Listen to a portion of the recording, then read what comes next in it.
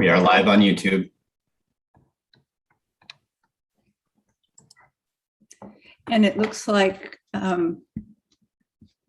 Dr. King is also here, so I think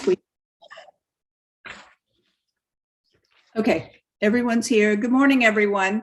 Welcome and thank you, everybody, for being here. I'm Mary Wall, Chair of the Oregon Fish and Wildlife Commission, and I'd like to call the Friday, January 14th, 2022 Commission meeting to order. I live in Langlois on the South Coast in Congressional District 4. And for introductions of the rest of the commission, Vice Chair Zarnowitz, will you go first, please? Yes, Jill Zarnowitz, and I am in the area of Yamhill and Carlton in District 1. Thank you. And Commissioner Khalil. Kathy and Khalil, located in Portland, Oregon, representing Western Oregon at large. Thank you. Commissioner Hatfield Hyde. Good morning, Becky Hatfield Hyde, and I'm representing Congressional District 2. Thank you. Commissioner Labhart. Good morning, everybody. I'm coming to you from Cold Sisters this morning. I'm the Eastern Oregon rep. Thanks. Thank you. Commissioner King. Good morning. I'm Dr. Leslie King, representing Congressional District 3, but I'm actually in headquarters in Salem this morning. Great. Looks like a couple of you might be there. Commissioner Spellbrink. Yes, good morning. Also, Bob Spellbrink, Congressional District 5, Siletz, Oregon. Thank you. Director Melcher. Thanks. Good morning. I'm Kurt Melcher. I'm the director of the department here in Salem, Oregon. Thank you. Michelle Tate, will you go ahead and introduce yourself and talk about any platform or meeting items we need to be aware of for today? Good morning. I'm Michelle Tate with the Oregon Department of Fish and Wildlife. I'm here providing support to the commission and the director today to be able to hold this meeting virtually. As Chair Wall indicated, we don't have anyone signed up for testimony, but the folks that are signed up for public forum, when it comes time for you to provide testimony, I will move you from the attendee status into a meeting participant, at which time you'll be able to unmute your camera and your microphone to provide testimony when called upon. There will be a slight blip on your screen when I'm moving you over. Take a couple deep breaths and you'll reappear back on the screen again, and it'll be the same when I'm moving you back out of the room. Otherwise, I think that we are good to go. Great. Thank you, Michelle, for putting this all together. Let's go right to the director's report from Director Melcher. Well, thank you, Chair Wall, and good morning again. Just for the expectation for the day, we, of course, have a fairly large number of agenda items, but they all seem to be very manageable with not a lot of public testimony. So hopefully we can get you all to the conclusion of the day in a very timely manner. With regard to the director's report, of course, we did provide the field reports to you in written form, and we're happy to pull anyone into the room if you have questions on those. Otherwise, we'll move directly to the expenditure report, and Deputy Director Shannon Hearn will deliver that as long as her technology is now working and she can hear us. Thank you, Director Melcher. I can hear you as well as see you now. Good morning, Chair Wall, Commissioners. Shannon Hearn, Deputy Director for Administration. You'll find the financial report for the 2023 biennium as of November 2021 in your commission packet. Expenditures and revenue are still on track for the biennium. For the month ending November 30th, unrestricted cash finished at $61.7 million, while restricted cash came in at $27.7 million. November is historically the slowest sales month of the year for sport licenses. What I'm hearing from licensing is that holds true this year. ODF&W finalized the $3.3 million land purchase called Minum Acquisition Phase 1, putting some downward pressure on our cash balance. However, federal grant reimbursement for this purchase was received very timely in December from U.S. Fish and Wildlife Service. Under 23-25 budget development, I had no new update. However, I was asked by the chair to cover again what is in process. So you won't find this in the written materials, but just quickly verbally, the agency is reviewing the cost of existing services and conducting analysis of the need for fee increases on recreational and commercial license types. We are statutorily required to develop a 10% reduction list and conduct a program prioritization review as part of our budget development process. Additionally, we are developing policy option packages for continuation of newer programs or to ask for new positions and funding limitation to expand services. We develop a draft agency request budget from those analysis and adding in the policy option packages. In March, the agency will receive budget instructions from the DAF Chief Financial Office, and we will have an overview available to the Commission on what is being presented to the External Budget Advisory Committee beginning that month. The agency will also provide a full review in June that includes input from the public to the Commission, so we can finalize the agency request budget before submission to the Governor's Office in August. As a reminder, the agency has two websites. We have one called the Oregon Department of Fish and Wildlife site, which has a significant amount of resource information. And we also have a site called myodfnw.com. That's for fishing, hunting, and wildlife viewing resources specifically. On the broader site at dfwstate.or.us, there's an About Us tab, and that has a budget page under it. And the 21-23 budget has been posted there. There's also our budget summary on funding types and a 101 on the agency's budget. And in February, I'll include direct links to that since there's been continued interest. Last, for this budget development update, in the field report, I added a write-up about the efforts for more targeted engagement with communities of Black, Indian, and people of color as requested by the Racial Justice Council. That council was recently legislatively codified and sits under the Governor's Office of Diversity, Equity, and Inclusion. The council is made up of members from committees focused on special areas of interest to underserved or underrepresented communities. By nature of work, we are linked most closely to the Environment Equity Committee. So the agency will be working with our policy advisor, Jason Miner, and the Environmental Equity Committee on finalizing a community outreach plan, again, as requested by the Racial Justice Council. ODFNW will be scheduled to present to the council in late January or February after the plan is vetted through the Environmental Equity Committee. Agencies are required in 2022 to develop a racial equity impact statement as part of their agency request budget. Our plan and the public engagement conducted under it is meant to form that impact statement. So next week, 4 agencies will be presenting on their community engagement plans. I just found out this yesterday. So they'll be presenting to the Racial Justice Council on January 19th. Those meetings are now open to the public. So our presentation, as well as these early presentations, can be viewed. And there will be a link on the Racial Justice Council website to direct people there. And of the 4, I remember ODOT and DLCD will be going first, January 19th. And just to wrap this up, under audit updates, I did note that we have an audit committee meeting January 24th. We do have the request to hire in for the internal auditor. And then we have 2 audits that I highlighted. One is last October, the Oregon Cybersecurity Office commenced a cybersecurity risk assessment of ODFNW, and that assessment is wrapping up this month. So we'll get their report and an opportunity to respond before the final report is posted on the Cybersecurity Office's website. And then in November, we received notification that the Secretary of State's office will start a federal compliance audit for the year ending June 30, 2021.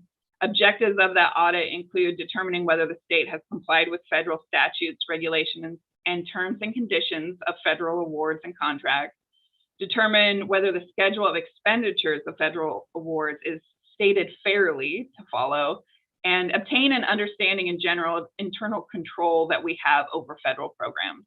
And that completes my financial report. Thank you.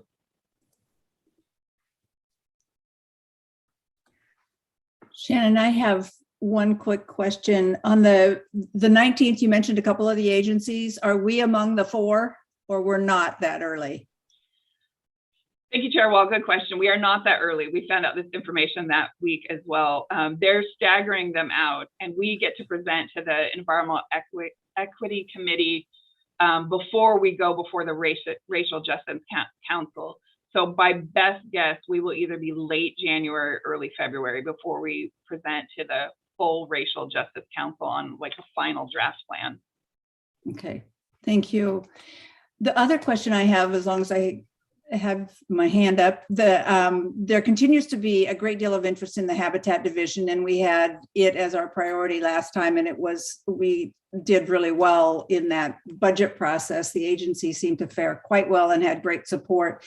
I'm continuing to hear lots of questions and support for it. And can you just mention again when that discussion is likely on where Habitat Division priorities among all of the others for the agency will be? When will that be in front of us so we can be thinking about it and get ready? Yeah, Chair Wall, we anticipate having a draft agency request budget ready in March that both the public and the commission can review, and that would contain policy option packages and additional investments into the Habitat program. It will also have continuation of the Habitat program that we were just provided in the last section. And so the way that our budget was constructed, the Habitat Division is permanent, but there were some water program positions and other positions that will likely be continuation pops. But we'll finish up the development of that and get it in front of you in March. Great, thank you.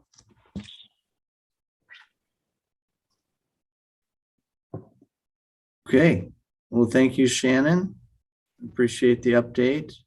We'll move on then next to our standing item, which is adapting to climate and ocean change. And for this week, we have Pete Backey here to talk to you about our culvert repair agreement and cold water refuge access. Pete is our ODOT liaison, and Pete's position is actually funded by ODOT, but he works for us to facilitate the work between the two agencies. So Pete, go ahead. All right, can everybody see my screen okay? Yes. All right. Oh, good morning, Chair Wall, Vice Chair Zarnowitz, Director Melcher, Fish and Wildlife Commissioners. For the record, my name is Pete Backey. I am the ODFW ODOT Fish Passage Liaison, and I'm here to discuss how we're using the culvert repair programmatic agreement to provide access to cold water refugia. One of the primary ways that we can help fish adapt to climate change is to maintain and provide access to functional habitat. And one of the key threats to fish comes from barriers that block access to that habitat. And I'll be in a little bit emphasizing access to cold water refugia. Luckily, we have great tools to support the development of fish passage in the state. One of the biggest owners of stream crossings is the Oregon Department of Transportation. Because of their maintenance backlog, they typically trigger fish passage in locations that are high priority needs for road safety and maintenance, but not necessarily in terms of outcomes for fish passage. Thus, the existing culvert repair programmatic agreement. Because we are bringing you a proposal to extend the ODOT agreement for 10 years at next month's February meeting, this will trigger ODFW's climate and ocean change policy, and the department will incorporate the relevant key principles into any department plans or policies, and will revise any existing plans or policies to incorporate these principles as needed. And so I just want to point out that through our program, and I'll get into this in a little bit, but we are definitely prioritizing habitat that is high functioning and will continue to persist, continue to be good habitat into climate change. Want to get a little background on the current agreement. The one we have now is a 5-year agreement. And basically it allows ODOT to complete temporary repairs to culverts. For them to qualify, there has to be the opportunity to make significant fish passage improvements at those culverts. And culverts that would block access to habitat category 1 or have tide gates are not included under the current agreement. And I just want to really point out that this agreement only applies to ODOT. Those are all ODOT owned and operated culverts that can be used under this programmatic. So, you know, ODOT owns and operates approximately 36,000 culverts. About 10,500 of those are in critical or poor condition. And ODOT lacks the funding to provide full fish passage at all of their failing culverts that convey waterways that have native migratory fish. Given that these repairs delay the time at which full fish passage is provided in the future, ODOT provides fish passage compensation funds to ODFW, and ODFW manages these funds to leverage high priority fish passage projects throughout the state off the highway system. Additionally, ODOT dedicates $4.2 million annually to address the highest priority fish passage projects on the state highway system, and that's regardless of the structural condition of the structure. It's really looked at from the perspective of what's the most benefit for fish. And like any other person who's triggering fish passage, they still have the ability to provide full passage or seek a waiver or exemption. And wanted to point out that through our Fish Passage Conservation Fund, we've approved 36 high priority projects. We just did an RFP this year, so not all of these are completed. We've had 4 drop out for various reasons. Sometimes it's social. We've had sites that have had issues from the fires this last year. So we've had 4 drop out, but if the rest go through, we'll have provided access to over 840 miles of stream habitat and 3,000 acres of lake habitat. Want to give you an example of what a CRPA looks like. This is on Canyon Creek, south of Canyonville on I-5. The picture on the left there, this is the before. You can see that it's perched. The culvert is extremely undersized at high flows. Velocities are definitely an issue. And so to address this, on the right, ODOT, as their repair, did an invert pave, which fixed the bottom, which was wearing out. We installed fish blocks. The idea here was to create hydraulic complexity. We're increasing depths, reducing velocities, possibly providing some resting areas in there. And additionally, they installed a rough and riffle downstream. So now you can see in the picture on the right, at low flows, the culvert's backwatered. It's just a simple swim in culvert now. So I kind of want to get to these compensation fund projects. This is North Creek. This is a tributary of Drift Creek, south of Lincoln City. The existing 12-foot culvert is extremely undersized, and while some adult fish could get through it, not very many made it. This stream was historically a major coho, chinook, and steelhead stream, and it provides cold water refugia. Because of a perch on the downstream end, some previous wood structures and Jersey barriers were put in the 70s and 80s. You can see on the left that there's Jersey barriers there that have since been scoured out. Wasn't really a very good solution. So on the right, using these funds, we were able to leverage with partners. Basically, we have now is a 47.5-foot engineered arch culvert. And there was a riffle that was installed through there with sediment controls, and fish are getting above this just fine now. Again, here's a look up from the downstream end. You can tell that it's not a good situation here. The North Creek Basin, it's 4.4 square mile watershed comprised entirely of Siuslaw National Forest. And the majority of the watershed is forested and old growth conifers. The U.S. Forest Service considers this a tier 1 watershed, which means it's in the top 10% of habitat within the Siuslaw National Forest. And providing volitional passage here opens up 3.4 miles of Oregon coast coho habitat, 5.4 of winter steelhead, and 13 miles of cutthroat. And we have Pacific lamprey and other species that will utilize this area. So the thermal environments that salmonids and other native fish experience affect their distribution and abundance. So fixing these fish passage issues to these cold water refugia areas provides fluvial connectivity to reduce thermal stress at various life stages.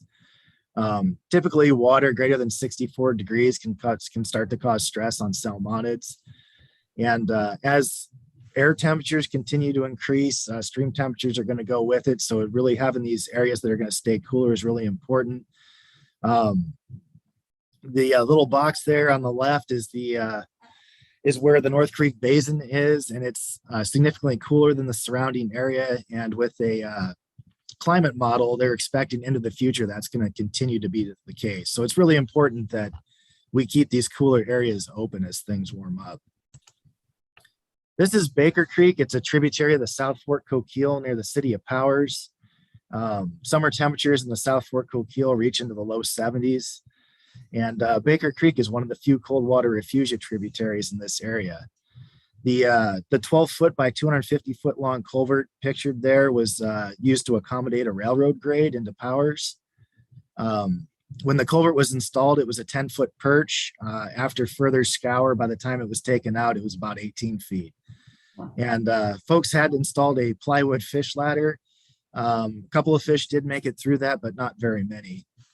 And so all of this has been removed, and removing this has provided access to an additional 2 miles of cold water habitat for native migratory fish. This is Rodeo Creek. So on the east side of the Cascades, fish commonly migrate upstream in the summer to seek colder water. Rodeo Creek's a tributary to the John Day River, and there's a diversion there that was a significant barrier to upstream passage. So removing this barrier provides ESA listed summer steelhead and red band trout volitional access to an additional 5.5 miles of habitat. A NIMS criteria screen was also installed at the diversion. So that basically allows downstream passage to happen safely for fish. Basically, we don't have fish end up in a ditch or a pump. And it also allows the irrigator to safely take their water while allowing the fish to go by. And with that, I will take questions if folks have them.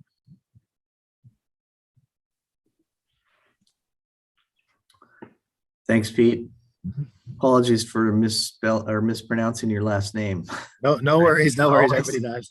I can always do that. I've known Pete for 10, 15 years, but anyway. No worries. Looks like Commissioner Zarnowitz has her hand up. Yeah.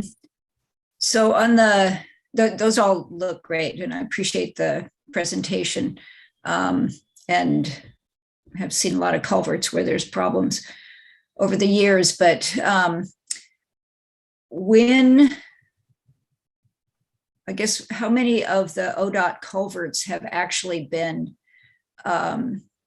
worked on for fish passage as opposed to getting the mitigation basically for not doing it? Yeah, so this is,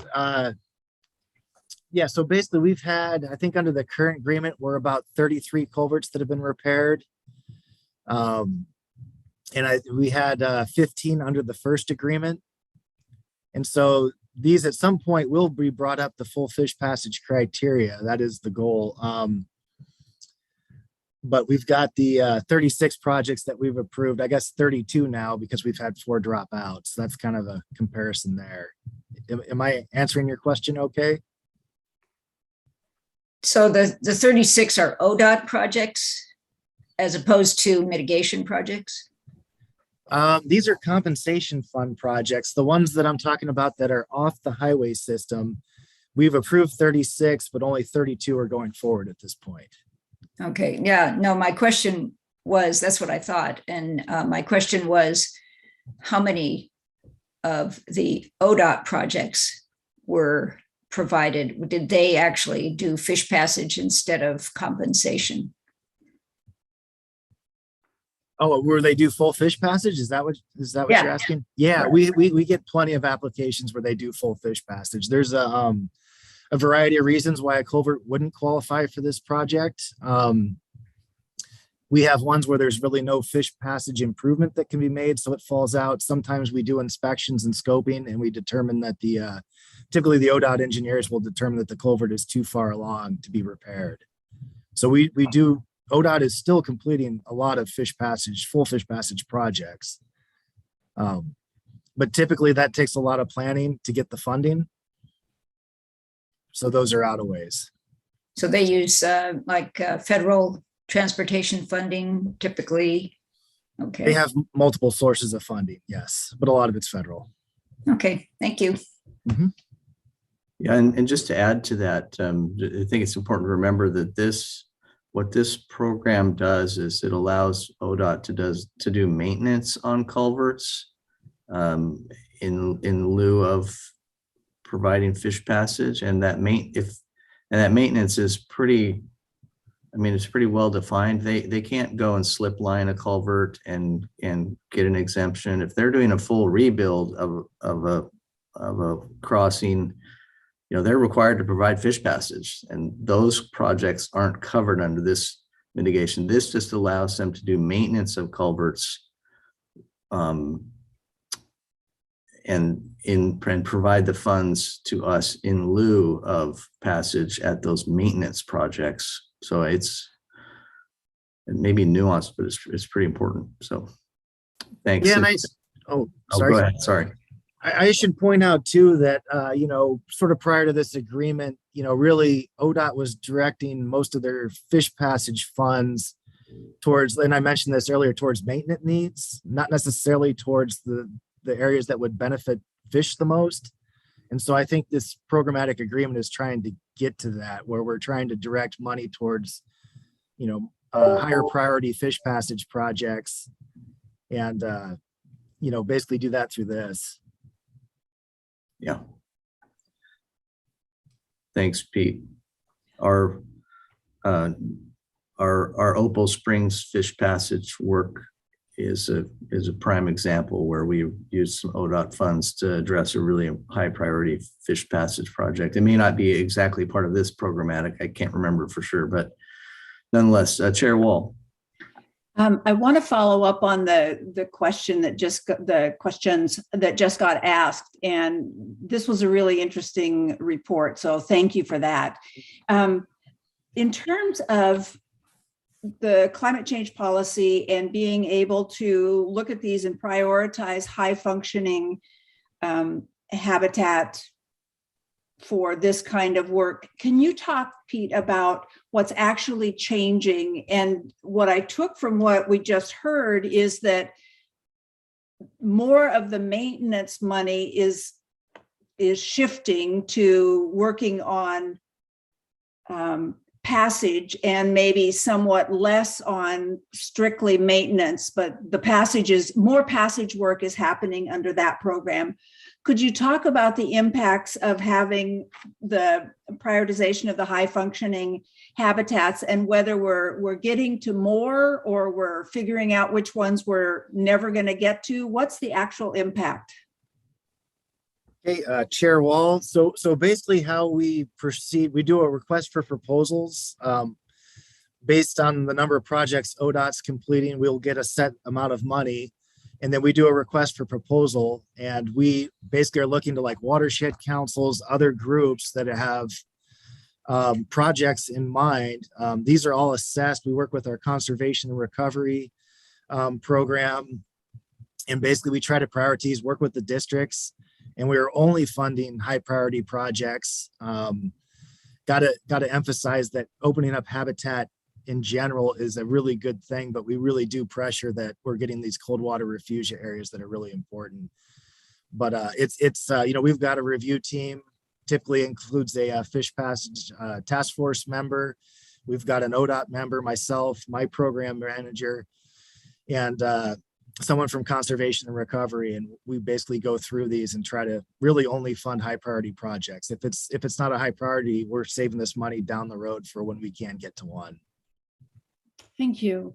One last question. You mentioned in one of your earlier slides that certain culverts were excluded, and I think you called them category 1. Could you just say a bit more about what that means? Category 1 habitat is basically habitat that is really not realistic to replace. You know, it might be something like a spring area. It actually hasn't come up yet for one of our projects. But it's basically like, I mean, vernal pools are the classic example. They're really difficult to replace them with any confidence. So that's the kind of thing that would be habitat category 1. Okay, thank you. That's it on my questions. Thanks a lot. Thanks. All right, thanks, Pete. Appreciate the update, and we'll move on the agenda. And commissioners, we're going to delay the adoption of temporary rules until later in the day as we work out a detail with one of the Secretary of State filings. So before we adjourn, don't all hang up, because we will need to ratify these rules at some point today. And we'll move on then to the other business. And I don't currently have any other business to bring forward to you all. And unless any of you do, we'll go to commissioner updates. Okay, thank you. It looks like Commissioner Labhart had his hand up. Commissioner Labhart, is that on something that we've already covered, or what were you? I got a little bit ahead there, Chair Wall. I was gonna, on commissioner updates. I just wanted to publicly thank the department, and I'm probably speaking for Commissioner Hatfield-Hyde too, for allowing us to attend the Western Association of Fish and Wildlife Agencies Zoom meeting. We just completed it as a 4-day Zoom meeting, so it's a lot of time in front of a screen, but just the objectives of it are to bring directors and commissioners across the West together to discuss common goals and challenges. I've attended a couple of those now, and I'm so impressed with being able to talk about what we do good in Oregon, but also to listen to other commissioners from around the West and directors and staff from around the West that are dealing with issues similar to ours and how they're addressing those issues. So I just wanted to publicly thank the department for allowing me, and I see Commissioner Hatfield-Hyde shaking her head, to attend that. So thank you very much. And I wanted to do that publicly. Thank you. Thank you, Commissioner.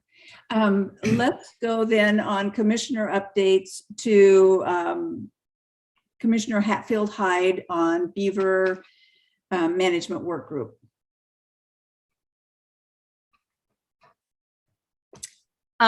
Thank you, Chair Wall. Not much to report since the last report, because the full group of the Beaver Management Group has not met. The subgroup kind of little steering committee group has met.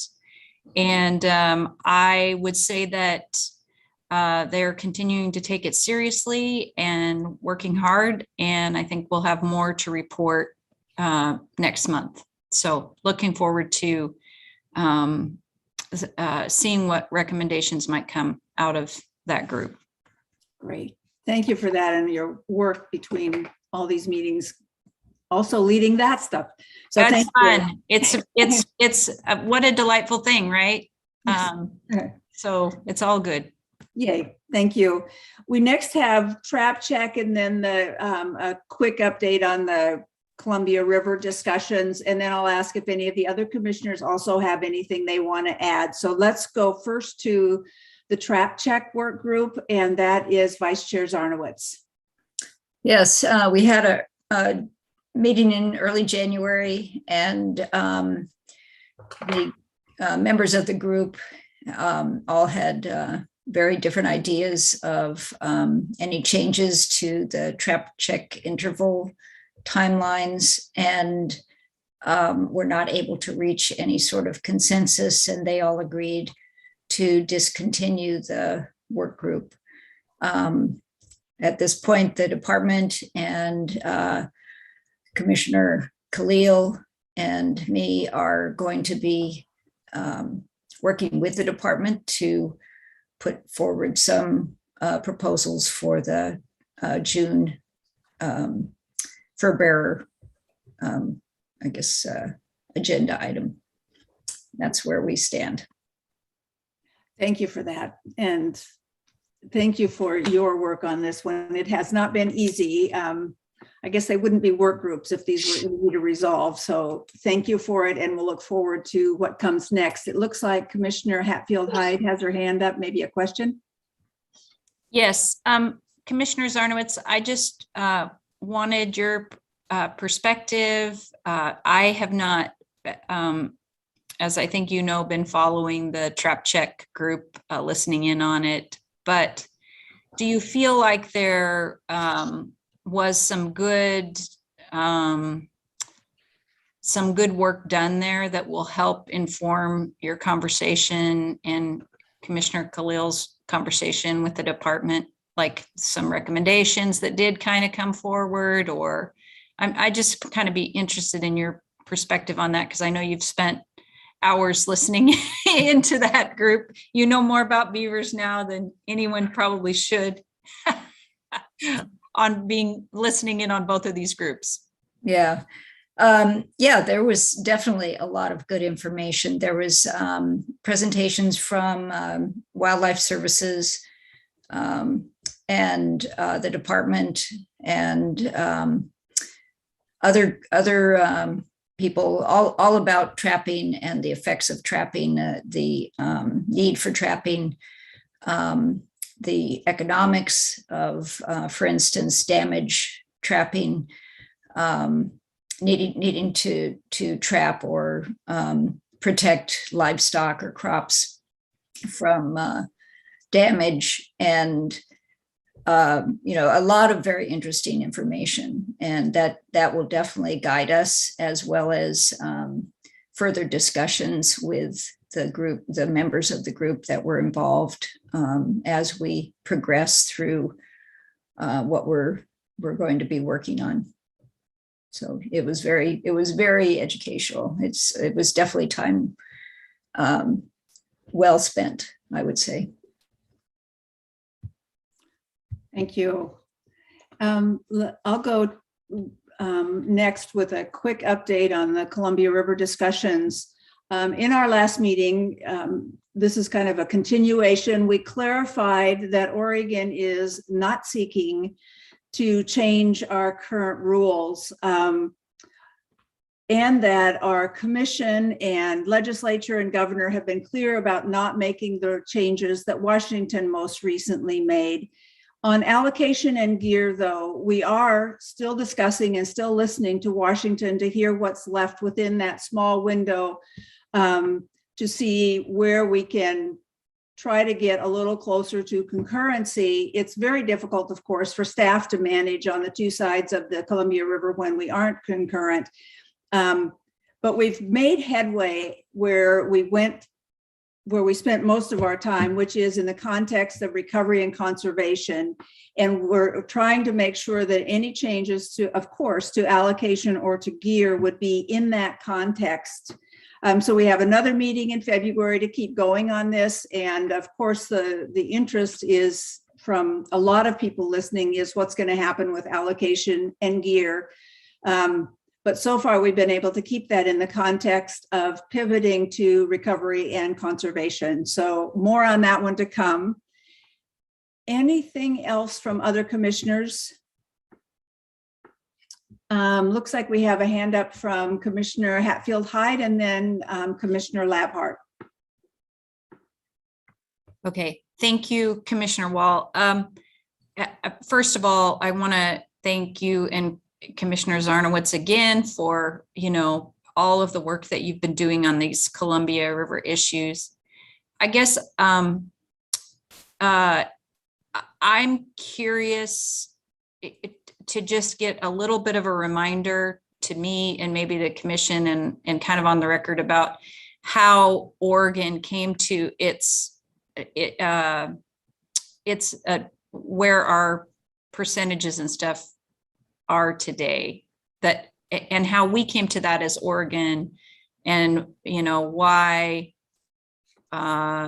maybe we're pretty comfortable with that, right? Because it was a pretty intense process, I think, to have gotten to that. So I'm just a tiny snapshot of what that was, if you can do that.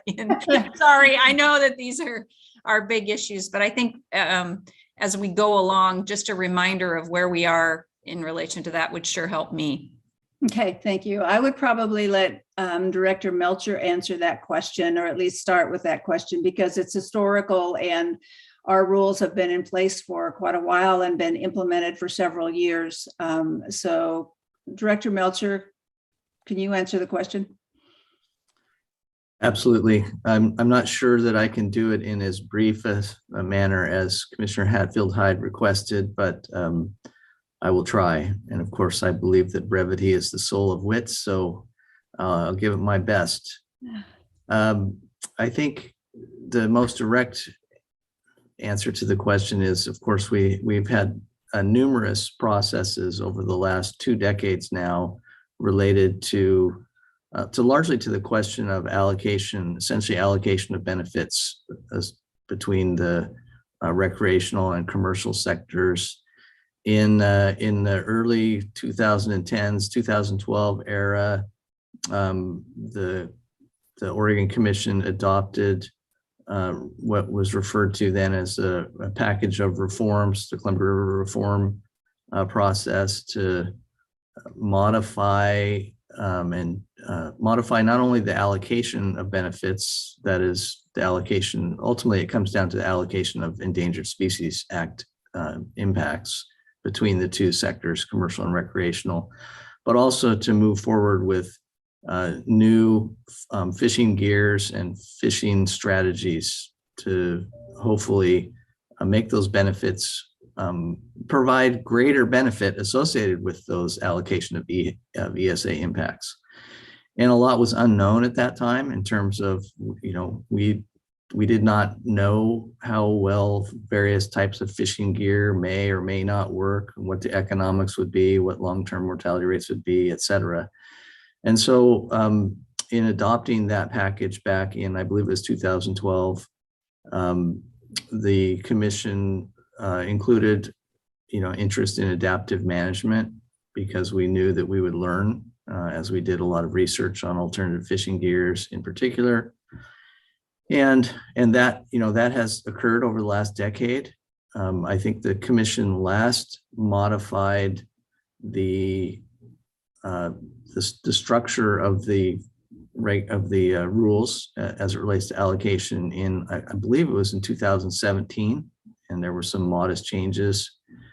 Of course, we don't work in this forum in a vacuum, because we have boundary waters, and we strive, one of our overarching objectives for not just for the last 2 decades, but since 1918, one of our overarching objectives is that we have concurrent management of these fisheries with Washington, and we have regulations that are, if not identical, they're very similar, so that we don't have to worry about where the imaginary line is in the middle of the river that demarks the difference between Oregon waters versus Washington waters. And so most recently, I think, as Chair Wall or someone referred to, the Washington Commission had adopted a package of a policy package, which makes some pretty sizable changes to not only the allocation, but the current geographic descriptions of where certain types of gear are permitted. And so we've been talking with them, as you know, for several years, trying to figure out a pathway towards concurrence, and those discussions continue. We spent 3 hours yesterday talking about commission orientation, and we could have spent 3 weeks talking about it. And I would say the same for this particular topic. We could probably spend 3 weeks talking about it. I guess I don't want to spend 3 weeks, although, being who I am, I could spend 3 weeks on any of these things and find it fascinating. I guess what I want to ask Director Milcher is, in the past, was there a little bit more care given before a commission like Washington made big changes in their communication with Oregon? Because, concurrent, it seems like those things needed to happen sort of in relationship with one another, sort of that good neighbor, we share a river thing. I'm just a little curious about that, how we got to this place. And so if there's been really big changes, it seems like it's hard for Oregon to just suddenly have to adapt to that when we're not there, right?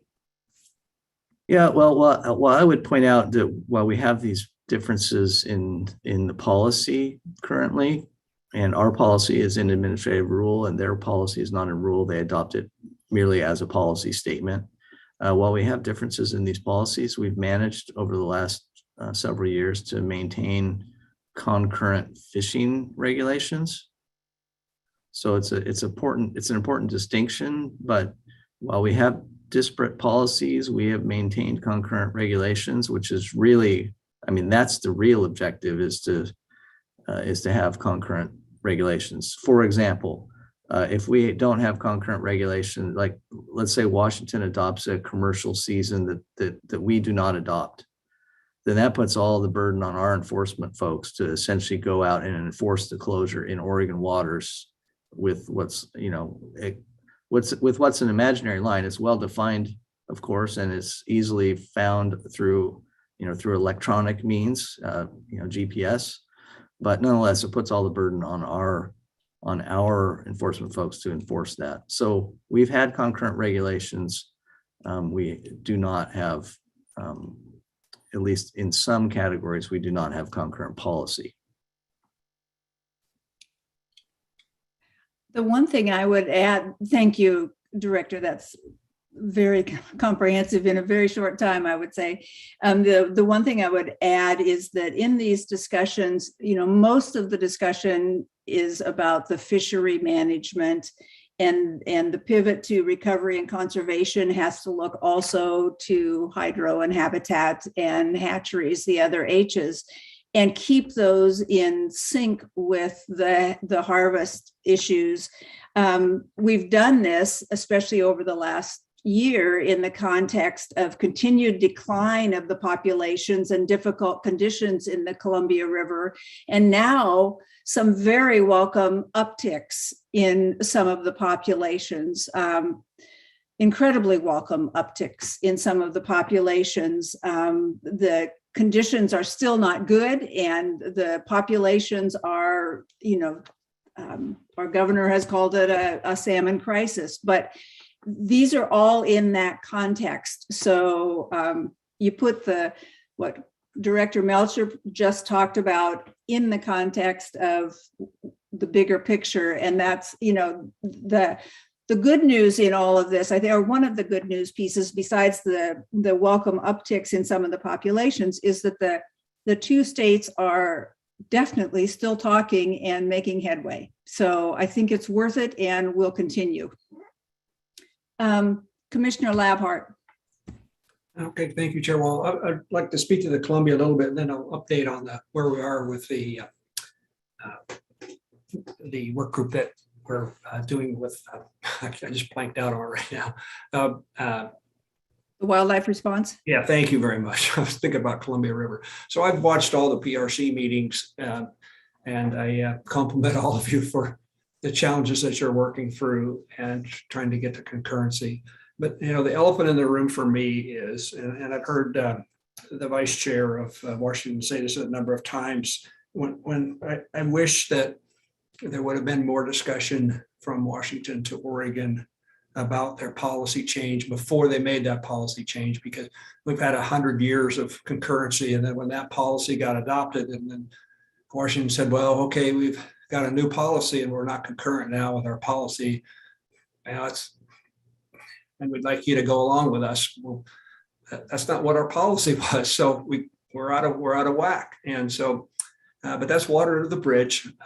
We need to move on, and we need to get to concurrency. And I've had a number of folks call me and say, why can't we get to concurrency on our policies? And I said, well, we're working on it. So we're trying to do that. So I agree with you. There's still a lot of discussion that needs to happen, and it's so far cordial and trying to work through it. So, but I offer all of my condolences and challenges to you to continue to work with our Washington partners to try to get us to concurrency, because we don't want to be non-concurrent for a long period of time.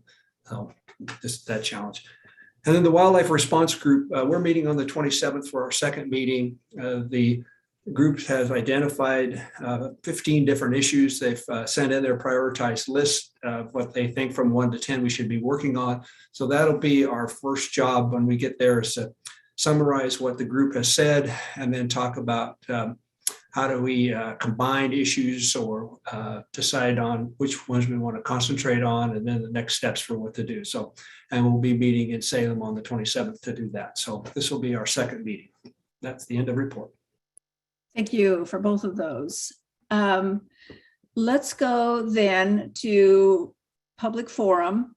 And Director Melcher, I'll assume you'll just tell me when you're ready to go back and pick up the temporary rules. So I'll just keep going.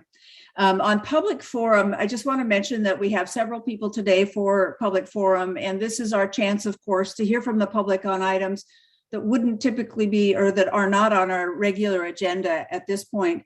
We appreciate the updates. Each person gets 3 minutes. The commissioners, of course, have the option to ask follow-up questions, though people shouldn't expect that we would typically take action on these items. So if we could start right in with, I think the first person is Gway Kirchner from the Nature Conservancy.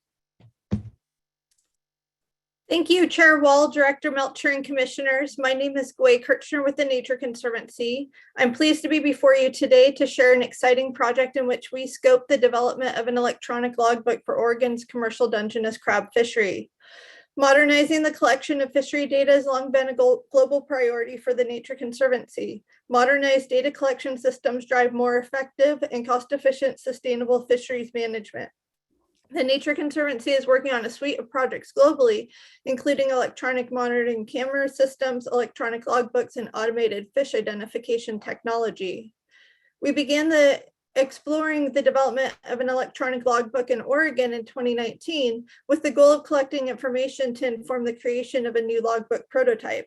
We talked with ODFW, Oregon State Police, and the Oregon Dungeness Crab Commission to document how logbook data is currently being used by each organization. We conducted a mail survey of all ocean Dungeness crab permit holders to gather general information from the fleet and conducted additional in-depth discussions with 8 fishermen to gain an understanding of how the fishing occurs on the deck and tracking and how tracking happens in the wheelhouse, and learn their thoughts and ideas of what would make a good logbook. Lastly, we researched 24 existing electronic logbooks with more detailed discussions with 6 of the software developers. We've detailed all of this information in a report titled Investigating the Potential for an Electronic Logbook for Oregon's Commercial Dungeness Crab Fishery, and have shared it with ODFW staff for future use. The need for an electronic logbook has been identified by the state in the draft conservation plan for reducing the impact of Oregon ocean commercial Dungeness crab fishery on ESA listed species off Oregon and the Oregon Dungeness Crab Fishery Management Plan. Utilizing a tool such as an electronic logbook will improve the quality of logbook data by automating the collection of data elements such as location and catching errors in the data at the time of entry. It will streamline data entry and provide for near real-time information available to fishery managers, improving the sustainability of the fishery, which is increasingly important in the face of climate change. I would like to recognize the good work staff with the ODFW's Marine Resources Program have done to move Oregon closer to implementing an electronic logbook program. Since we began this explorative project, ODFW staff have migrated the Dungeness Crab Logbook database to a platform that can better accommodate the submission of electronic data. They've also received a sizable grant to further explore and hopefully develop an electronic logbook prototype.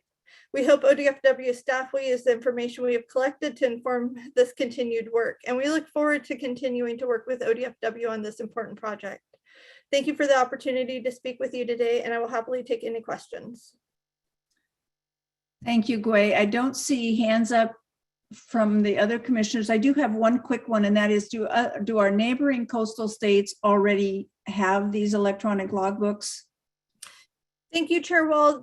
Our neighboring states do not yet fully use electronic logbooks. There's a lot of interest in Washington and California for development of electronic logbooks. And they've been going about that in different ways. In doing this project, we have also talked with Washington, and we'll share this with Washington as well, who's very interested in the information and how they might be able to utilize the information we collected to develop a logbook there. All right. Thank you. Thank you for your testimony, and we'll move on then to Jeff Mulkey. Hi, this is actually Joe Mulkey, Jeff Mulkey's son. I'm the captain of the fishing vessel Pearl J. Can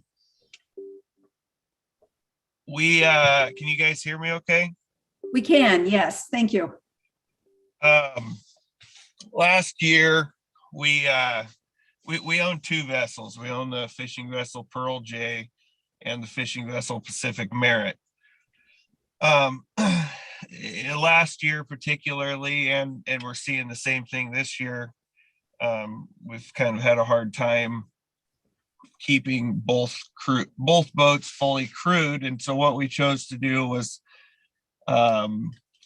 basically the first half of the season, we fished the Pearl J. At the beginning of the season, we set the Pearl J's crab gear and we fished with the Pearl J. And then later in the season, when it was time for the Pearl J to go participate in other fisheries, we went out, we removed the tags off of the Pearl J's crab gear, the buoy tags, and then we replaced those tags with the Pacific Merit tags so we could continue crabbing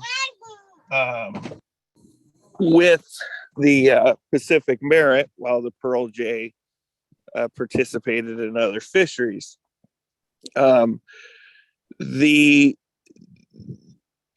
We were told by ODF&W that was actually not something that we could legally do. What they wanted us to do was go out with the Pearl J, pick up all of the Pearl J gear, bring that gear to the dock, switch the tags, and then take the gear back out and set it back in the ocean again. The reason that we didn't want to do that was you're going to burn upwards of 1,000 to 1,500 gallons extra fuel by making a move like that. You're going to transit in and out of the bar several times, and even with bigger vessels and nice weather, it's still a safety hazard every time you go in and out of these bars on the Oregon coast. And so we were hoping to look at some sort of change where we could, it would be legal for a vessel that owned 2 permits to go out, and if they chose to switch the tags to one of their other vessels, that something like that would be allowed.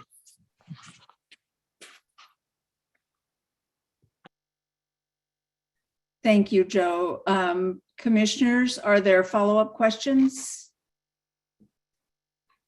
I see one hand, and then after your question, Commissioner Spellbrink, will go to Justin Yeager. So go ahead, Commissioner Spellbrink. Thank you, Chair Wall. Yeah, I'll just maybe give a little background to this.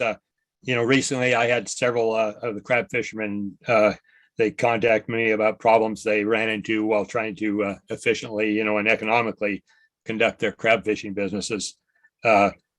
Another person, a Newport fisherman, contacted me, and he ran into problems. He bought a crab permit that came with gear, with pots, and legally he couldn't go down with the vessel he owned and pick up those pots and bring them back to Newport, making one trip.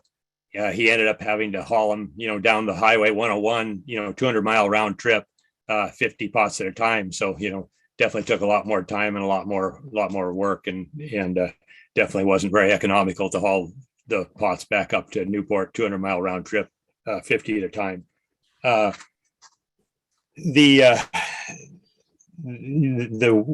guess where the problem comes from, there's an Oregon Administrative Rule OAR 635-005-0480, and it's titled Dungeness Crab Buoy Tag and Gear Marking Requirements.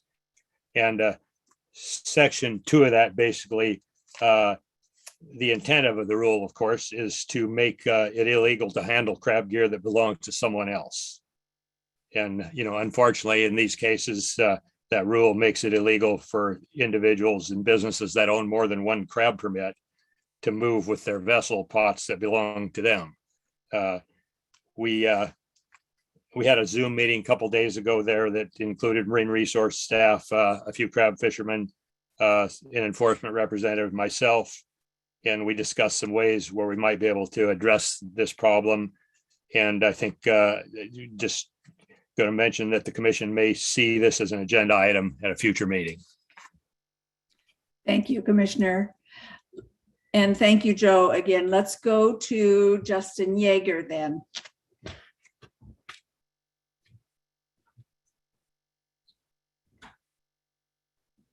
And while he's being transferred over, the next people in line are Brian Posowitz, Lyle Curtis, Steve Fick and Jim Wells, and then Bob Salinger. So Justin Yeager.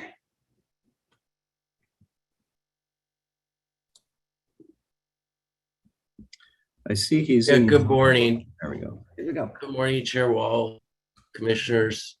I'm here today just to bring up a potential issue on with chronic wasting disease in Oregon with regards to baiting of deer and elk and the use of salt licks in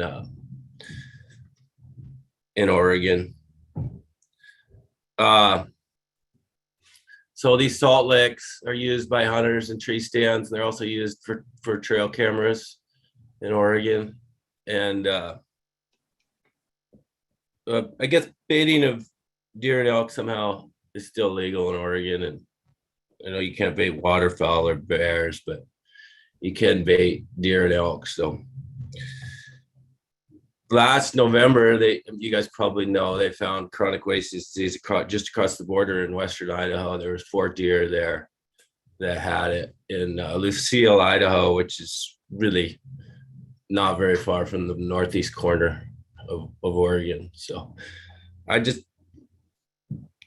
like to bring it to your guys' attention and have you look into it. When you have a salt lick out, elk will congregate there and they'll all lick on the same salt block. So there's a potential to spread disease. And that's, I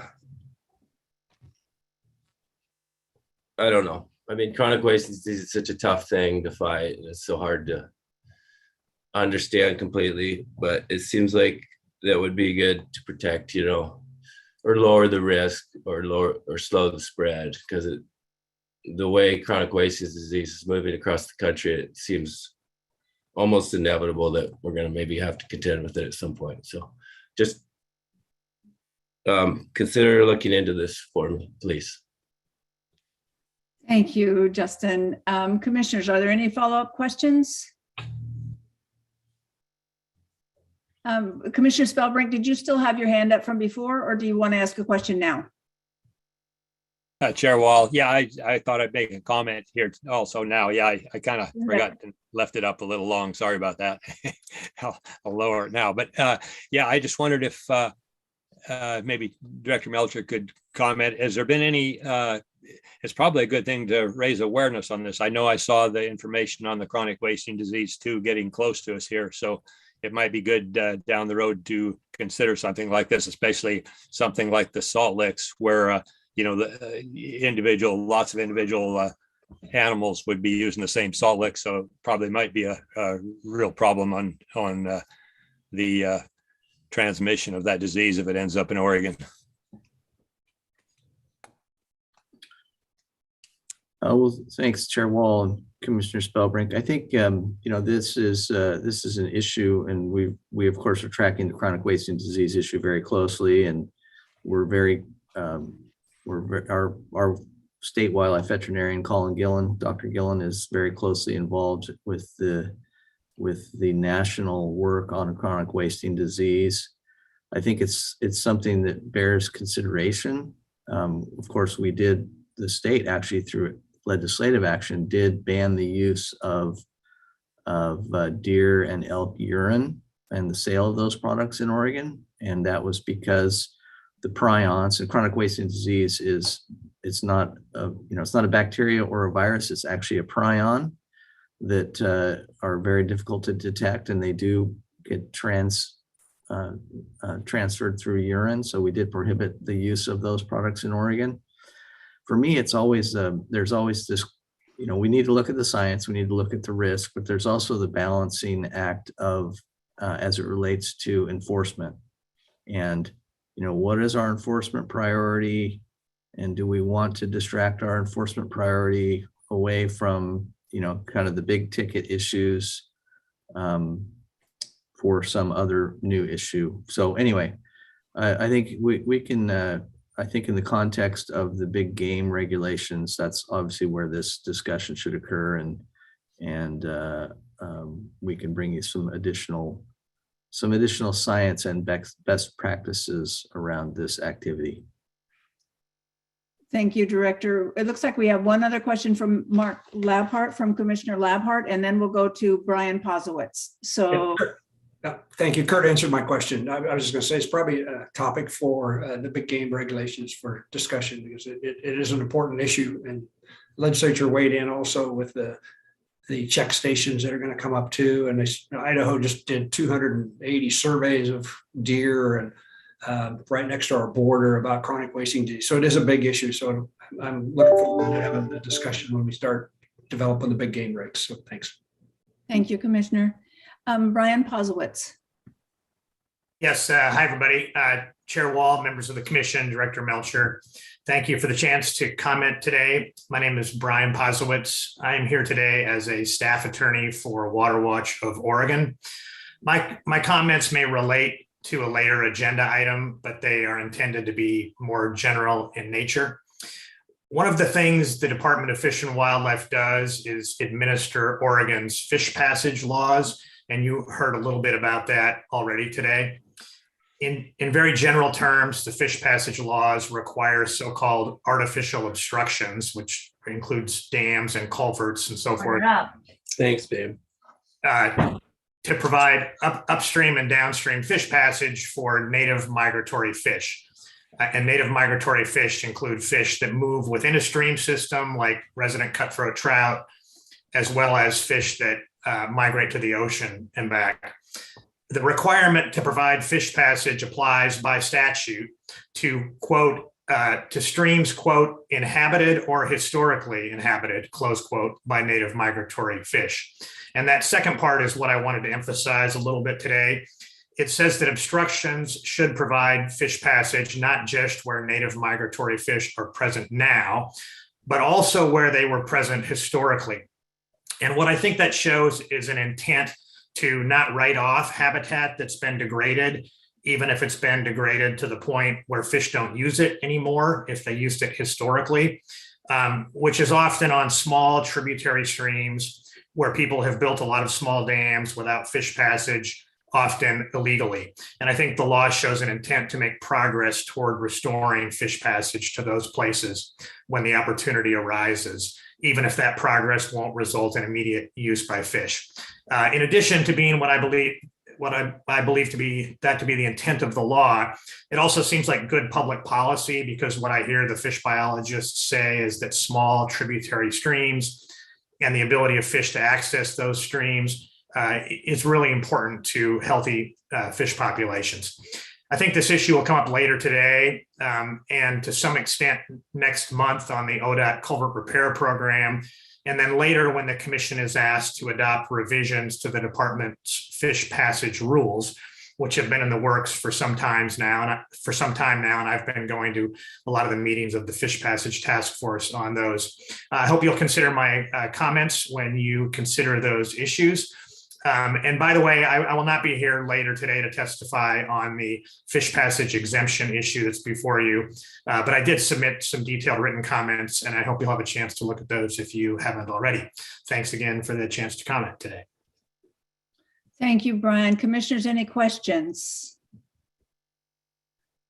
I don't see questions or hands up, Brian, but we did get your comments and they are in the record. So thank you for that and for your testimony today. So we will move on then to Lyle Curtis. Good morning, Chair Wall, Vice Chair Zarnowitz, commissioners. I just wanted to say, the loss of Rock Creek hatcheries resulted in a significant reduction of hatchery summer steelhead production on the North Umpqua. This is bad. Sorry. Recent testimony from the crisis lobby folks has repeatedly stated that cessation of the North Umpqua hatchery winter steelhead program in 1992 resulted in a population rebound. This statement is untrue. A single variable rarely provides conclusions over an extended period of time.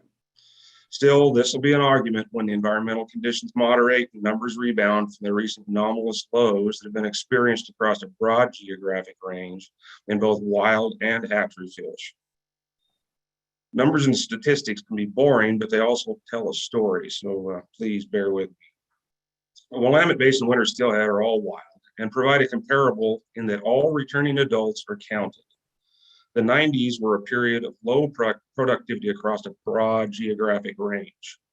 The Willamette and North Umpqua basins were included in this. Decadal averages, in the 2000s, there was a rebound.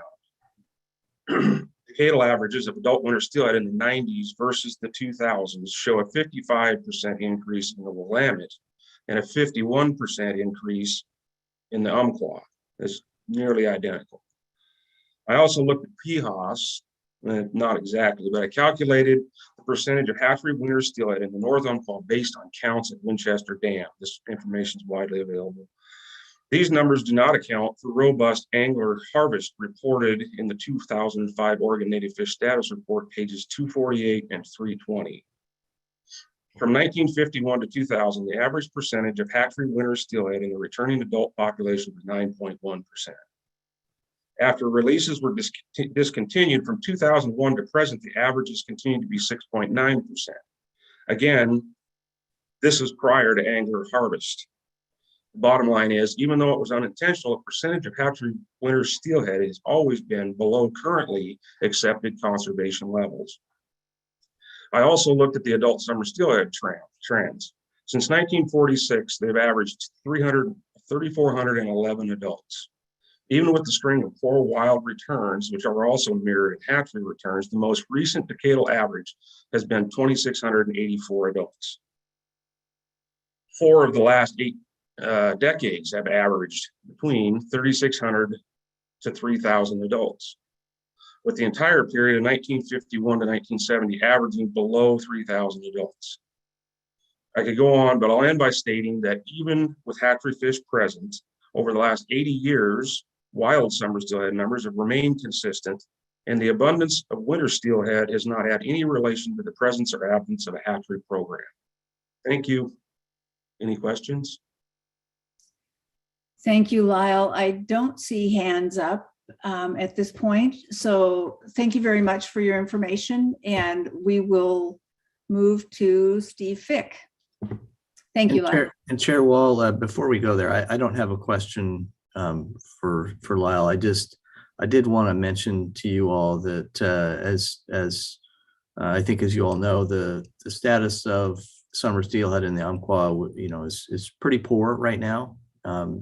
And of course, we're implementing the coastal multi-species plan, not the Rogue South Coast plan. This is the previously adopted coastal multi-species plan, which includes a number of hatchery programs, including the summer steelhead program on Rock Creek. So staff right now is in the process of conducting an assessment of the summer steelhead population and the limiting factors in the Umpqua, summer steelhead Umpqua population. As they complete that assessment, we'll be looking at any actions that we might take under the coastal multi-species plan if necessary. But I did want to highlight for you that while the department has a great deal of latitude within the plan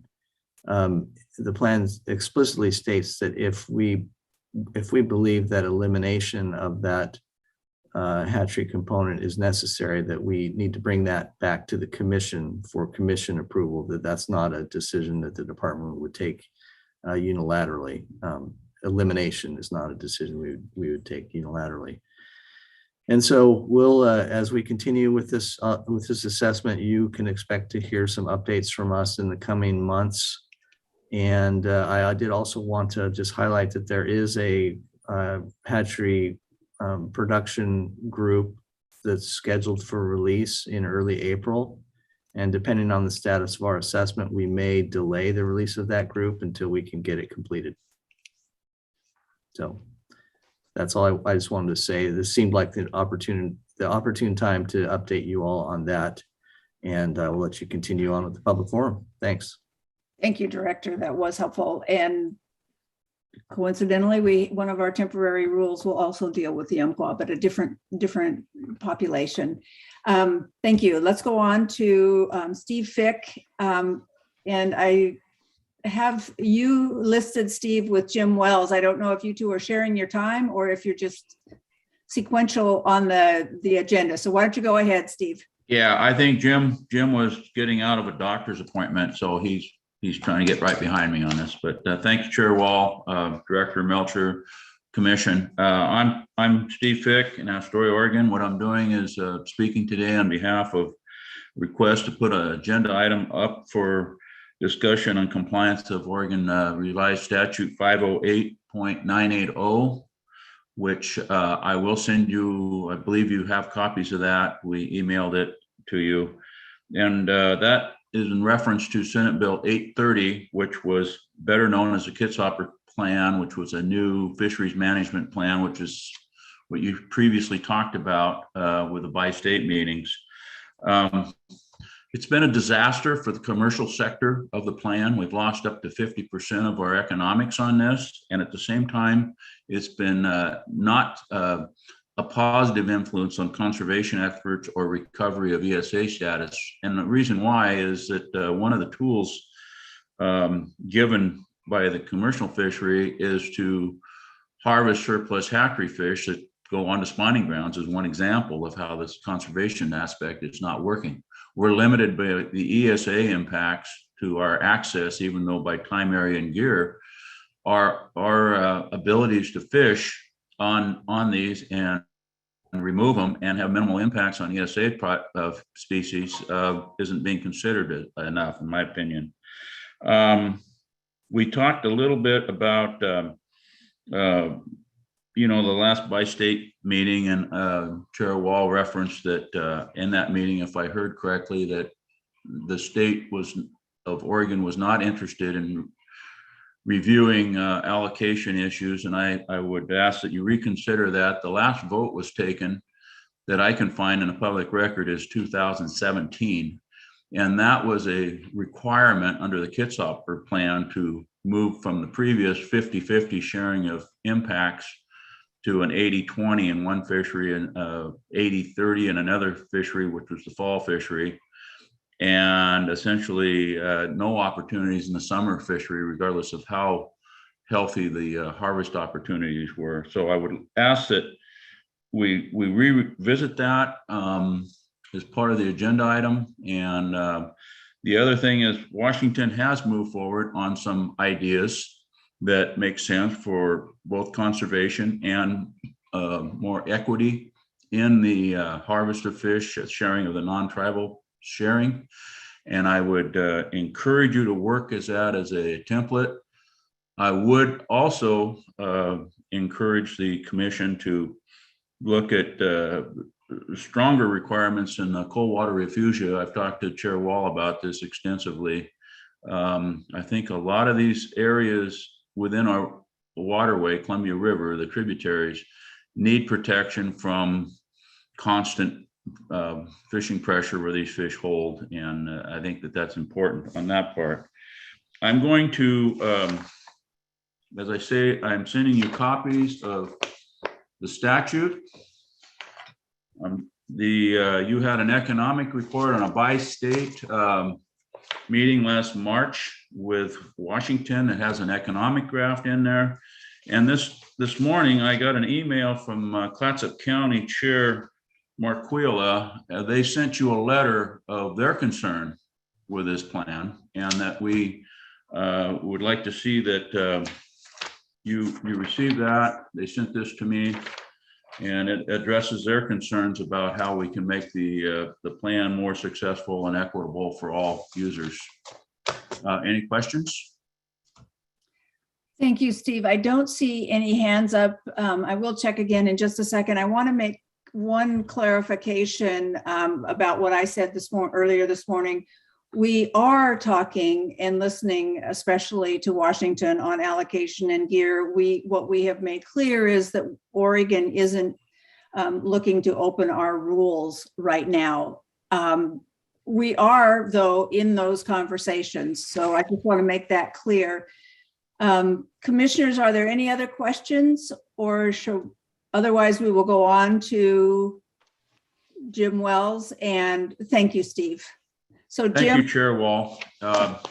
For your information, you could reference the second section A of the Oregon Revised Statute, which would be helpful. Thank you. Thank you. Chair Wall, Yes. I do not have Jim in the room at this moment, but I do have one caller that I don't recognize a number for. I'd like to allow to talk to announce themselves. Okay, go ahead. So I've got a phone caller ending in 6593. Can you let us know who you are by selecting *6 on your keypad? It'll unmute you. This is Jim Wells. Am I off mute? There we go. Thank you. You are. Go Okay. ahead, Jim. Okay, thank you very much. Chair Wall and Commissioners, Jim Wells from Astoria, representing Salmon for All. I was asked this morning to talk a little bit about our economics and the plan that Steve has referenced ahead of me. Basically, for the new commissioners, I would guess, a little overview.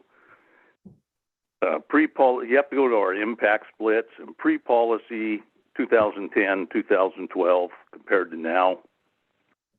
And in the spring, pre-policy, we were about a 60-40 split. Now we're 80-20 with gear that we can't use. And in summer, it was a 50-50 split pre-policy. Now it's 80-20, also with gear we can't use. And in the fall, averaged about 60-40 for the most constraining stock. Now it's 70-30. And luckily, we do have gear that we can use in that fishery. That's all combined with our ex-vessel value. You have to go back and look at that, kind of tied to the impact splits, main stem and selects. 2010, before this policy, we were averaging right around $5 million ex-vessel. And by 13, it was a little over 5 million, peaked in 14 in about 6 million. And 15 and 16 were still good. It had dropped some, but it was still a good fishery. And after 16, this policy really started kicking in, the impact splits and the gear that we couldn't use anymore. By 19, we were down to $1 million ex-vessel value fishery from 5 and 6.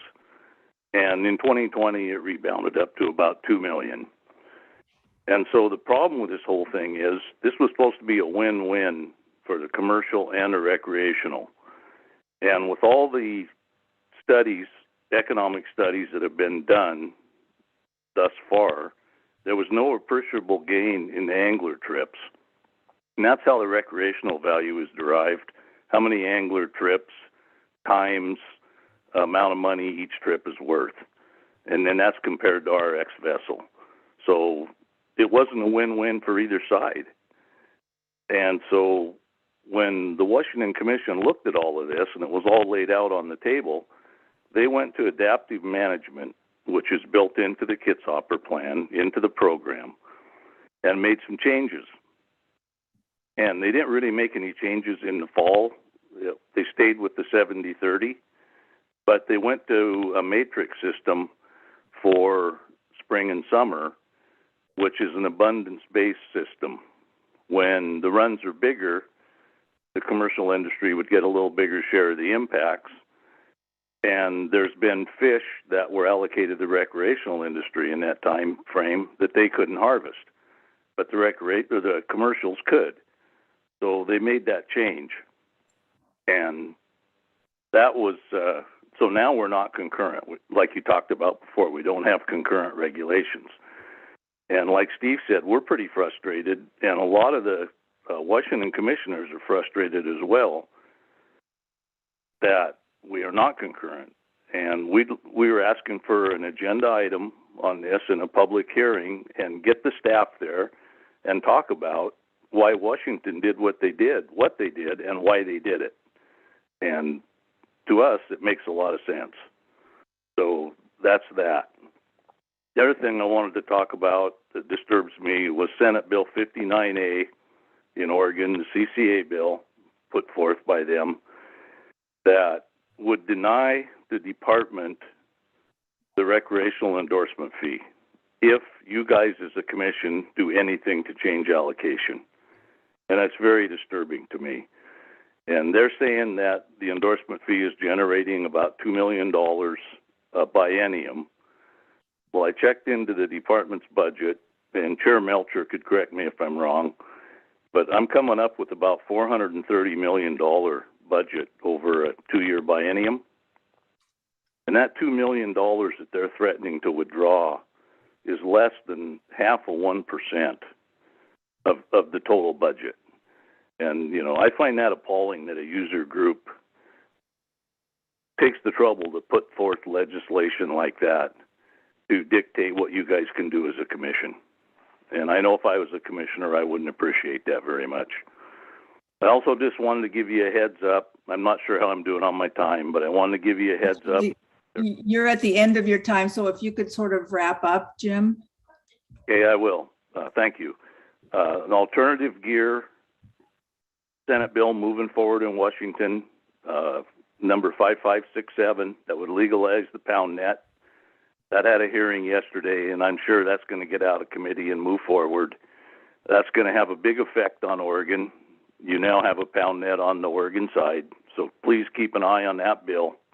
And also, there is a Washington buyback in the governor's budget, and they're throwing around some pretty big numbers out there for buyback. And that is definitely going to affect Oregon. If you guys don't work together on that, people that sell out in Washington will likely want to come and buy a cheap Oregon permit. So, and put more pressure on our side. So keep an eye on those two things, please. And thank you for the time. I appreciate it. Thank you, Jim. And we are keeping eyes on those things. Appreciate your time. Let's go to Bob Salinger, and that's the last person we have on public forum. So go ahead, Bob. Chair Wall, I do not have Bob in the room at this time. Okay, then we will just hold on that one and we can come back to it if we need to. But in the meantime, let's go ahead with, thank you everyone who testified. We do appreciate hearing from the public on these public forum chances. Let's go to the commission minutes, and these are the minutes from the December meetings. Are there any revisions to these? And if not, could I have a motion to approve? Yeah, I will move to approve the December 17th, 2021 meeting minutes with continued authority to correct grammar and punctuation. Second. It's been moved by Commissioner Spellbrink and seconded by Vice Chair Zarnowitz to approve the December 17th, 2021 meeting minutes. Those in favor, can you give a thumbs up? Anyone opposed? Okay, that one is approved by everyone. Let's go to the next, and it looks like we already have somebody here to talk to us about amending the acreages of the Access and Habitat Project. And it says Travis Schultz for this one. Go ahead. We don't have Travis. All right, thank you. I'll just give me a second to get my presentation up. Okay. I do apologize. I kind of got to stop my video. The connection here in my house doesn't like to do video presentation and me speaking at the same time.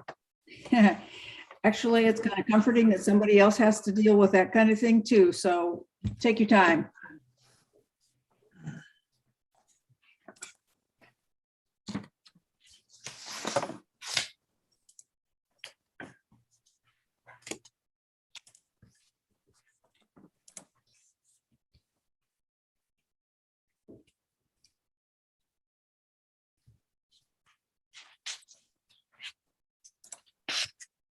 And while Travis is getting ready, the exhibit number, the item is amend the acreage of the access and habitat project, one of them.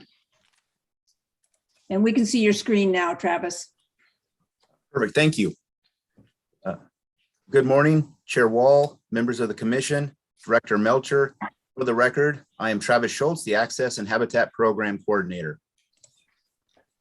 In my presentation today, I will provide an informational on 2 emergency fire receding projects, and I have, excuse me, and I have the proposed description change for the Heppner RHA before the commission today.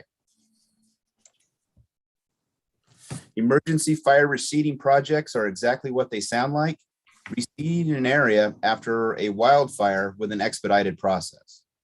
The process for a regular A&H project is to first, the application is reviewed by the A&H Regional Council, then considered by the State A&H Board, if recommended, reviewed by the Commission. From start to finish, the process takes roughly 4 months, provided the project was approved at all levels. The Commission approved rules for emergency fire receding projects, asked the Regional A&H Advisory Council to evaluate the project, allow the board to hold an emergency meeting for the project, and grants are approved by the director rather than the commission. These measures are to allow for speed, as the window to successfully reseed after a fire is very narrow. The process can be completed in as little as 2 weeks if everything lines up perfectly. These rules allow the A&H program to be very nimble after a fire to provide the greatest opportunity to successfully improve wildlife habitat. The rules for emergency fire receding projects restrict efforts to private lands that provide critical habitat for wildlife. The seed mix utilized must be approved by the local district wildlife biologist. Equipment needed for the seeding effort must be available, and the project must be completed in the time frame necessary for the successful planting following a wildfire. There have been 2 such projects approved in 2021. First, the Grandview Fire Reseeding. This emergency fire reseeding project has reseeded 125 acres that burned in the Grandview fire. The seed mix is designed to provide forage, stabilize the soil, and outcompete cheatgrass and medusa head. The A&H program covered the cost of seed at $15,000, and the landowner will provided the aerial application. The project lies within crucial winter range for Metolius deer and receives heavy elk use year-round. The landowner has a history of working with the department, primarily on habitat work. The second project is the Cougar Peak, or the, sorry about that, the Clover Flat Winter Range Sage Grouse Rehabilitation Project. The Cougar Peak fire burned approximately 90,000 acres this past September, impacting year-round mule deer and sage grouse habitat. This project funds 29% of the seed purchase for this project. OWEB, NRCS, and cooperating landowners funds will be used to purchase the remainder of the seed and fund the seed application. The A&H contribution is $18,254 to seed 2,044 acres of private land with a total project cost of over $167,000. Rangeland drills will be used for the seeding, increasing the likelihood of a successful outcome. The project area is within the Tucker Hills Sage Grouse Priority Area of Conservation. The item before the commission today is updating the description for the Heppner regulated hunt area in the special area rules. The Heppner regulated hunt area has been in existence for 54 years, providing welcome to hunt access to private lands in the fossil and Heppner wildlife management units through agreements with cooperating landowners. A portion of the land enrolled in the Heppner RHA has sold, and the new landowner does not wish to participate in the RHA after the close of the concurrent, current upland game bird hunting seasons. As a result, the size of the RHA will be reduced. The area with the red crosshatch on the map includes the area sold and any landlocked parcels that would no longer have public access.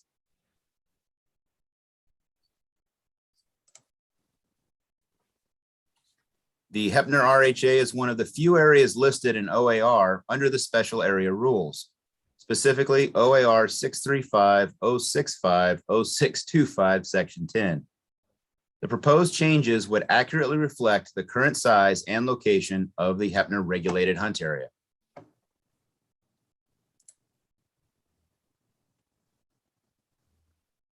Staff recommends approving the proposed language changes to accurately reflect the Heppner RHA. I can take any questions that you have now or after any public testimony. I'm looking for hands from the commissioners, and it looks like Commissioner Labhart has a hand up. We don't have public testimony on this one, Travis, so it'll just be questions from us and then we can move forward. Commissioner Labhart. Thank you, Chair. Well, Travis, I should have called you ahead of time on this, but two questions. Are we having any trouble because of 20 and 21 finding adequate seed for these projects? Is the price going up because of that surplus, demand? First question. Yes, Commissioner Labhart, excellent question. As we get further along, especially into 2021 and now into 2022, the price of seed is going up at a very, not an exponential rate, but it's just about doubled what it was a year ago. The cost of all chemicals, fuel's gone up, so it's the cost of doing business has definitely increased. Okay, but we're still able to get the seed for these projects. Is that correct? This special seed? Correct. Yes, we are still able to purchase seed. The supply and the choices of species that are available is dwindling. Okay, so as you probably know, I'm a really strong proponent of these kind of projects, particularly in critical winter range. Is the process, and I just want your personal opinion on this, is the process working fine because of the emergency and the expedited? Is there any hangups along the way that we can help with, or the department can help with A&H board and the whole process to make sure that if somebody comes along, that we can make sure that we jump on this pretty quick to make sure that we get these project areas reseeded? Thoughts? Certainly. Thank you, Commissioner Labhart. The process works very well as far as getting the application in, scheduling meetings, going through that process. The director's office turns them around very quickly. They're expedited going through contracting. In a couple of examples, it's been 3 weeks from the time we've got the initial application in hand until the contract is signed and they are ready to start work. So as long as we get it and the weather cooperates in time, it's a very efficient process. We can get everything in time. We focus primarily on those areas that are really high value. We do have the restrictions. It's got to be on private land and whatnot, that we can do first, and then allow other organizations that have much larger budgets. The NRCS is a FSA, a lot of the federal funding sources, OWEB, to go through their process and do a more of a landscape or treat the entirety of the area of the fire as well. And so it allows us to go in first and pick those areas and address the most critical needs off the beginning for wildlife. Okay, thanks. Yeah, I sit on OWEB too, but so we're trying to do the exact same thing, expedited process for 20 and 21, and there's a lot of acres out there that need to be reseeded on critical habitat. So thank you. Appreciate the comments. Thank you, Commissioner. Commissioner Hatfield-Hyde. Sorry, found my mute button. Thank you, Travis. I have some questions about this as well that has to do with the seeds and the seeding, and some curiosity about our seed mixes that we bring in to these kind of projects, especially with my feeling is there is a limited amount of diversity in seed right now, and whether or not we seed forbs or seed other plants like buckwheat, or are we just seeding like what is our seed mix that we're putting into these fire areas? And then my second question would be, what is our monitoring to see whether or not we're having good effect with these seedings? Thank you, Commissioner Hatfield-Hyde. Excellent questions. So the seed mix is dependent upon what the needs are for each project and what species habitat we're trying to enhance or restore. So generally, we have grasses that are going in to replace the structure and the habitat, the cover, the food sources that were lost. Most of them also, actually everyone that I've personally been a part of has included a forb component, usually 2 or 3 different species, depending upon what the site conditions are, what will grow there, what will do well, and what is going to provide an available food source to the wildlife that we're trying to target with the habitat improvement specifically. In a few of them, we've also included brush, so sagebrush, bitterbrush, some type of component. Brush is a little more risky because you have to have the right conditions and the right weather. So if you get enough rain, it works great. It looks wonderful. If you don't, it may not come up. So it's a little more risky. So we try to hedge our bets is the best way to put the mix forward with stuff that'll grow even if conditions go really bad on us. But also to provide the best habitat structure and components and function that we can going forward. Thank you. Thank you. And thank you for your report. I have one other question, but it's on the project that's in front of us. Do you have a sense of why the new owner opted out of the hunt unit? Yes. Thank you, Chair Wall. Having worked in the Heppner district as the assistant wildlife biologist before I came to Salem, I'm very familiar with the landowner who purchased the property, and that particular landowner runs a fairly extensive fee hunting organization. So all of his other properties fit within that, and I'm sure this is going to become just an extension of that effort. Okay, thank you.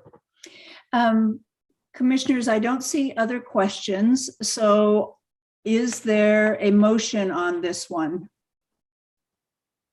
It's to change the boundary. Actually, to change the acreage, which changes the boundary. I would move to approve that. Let's see. I say that and I don't have the motion right in front of me. Sorry.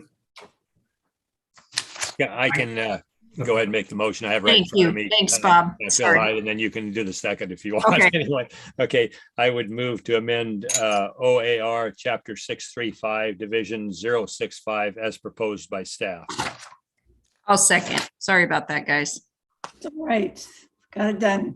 It's been moved and seconded to, as was just read into the record about the Access and Habitat Project. Are there any remaining questions or comments? Seeing none, those in favor of the motion, could I get a thumbs up? Anyone opposed? Seeing none, that one is approved by everyone, and we will move to Exhibit C, which is Conservation and Recreation Fund project approvals. And we have Davia Palmieri ready for this one, I believe. Yep, and here comes her screen. Thank you, Travis.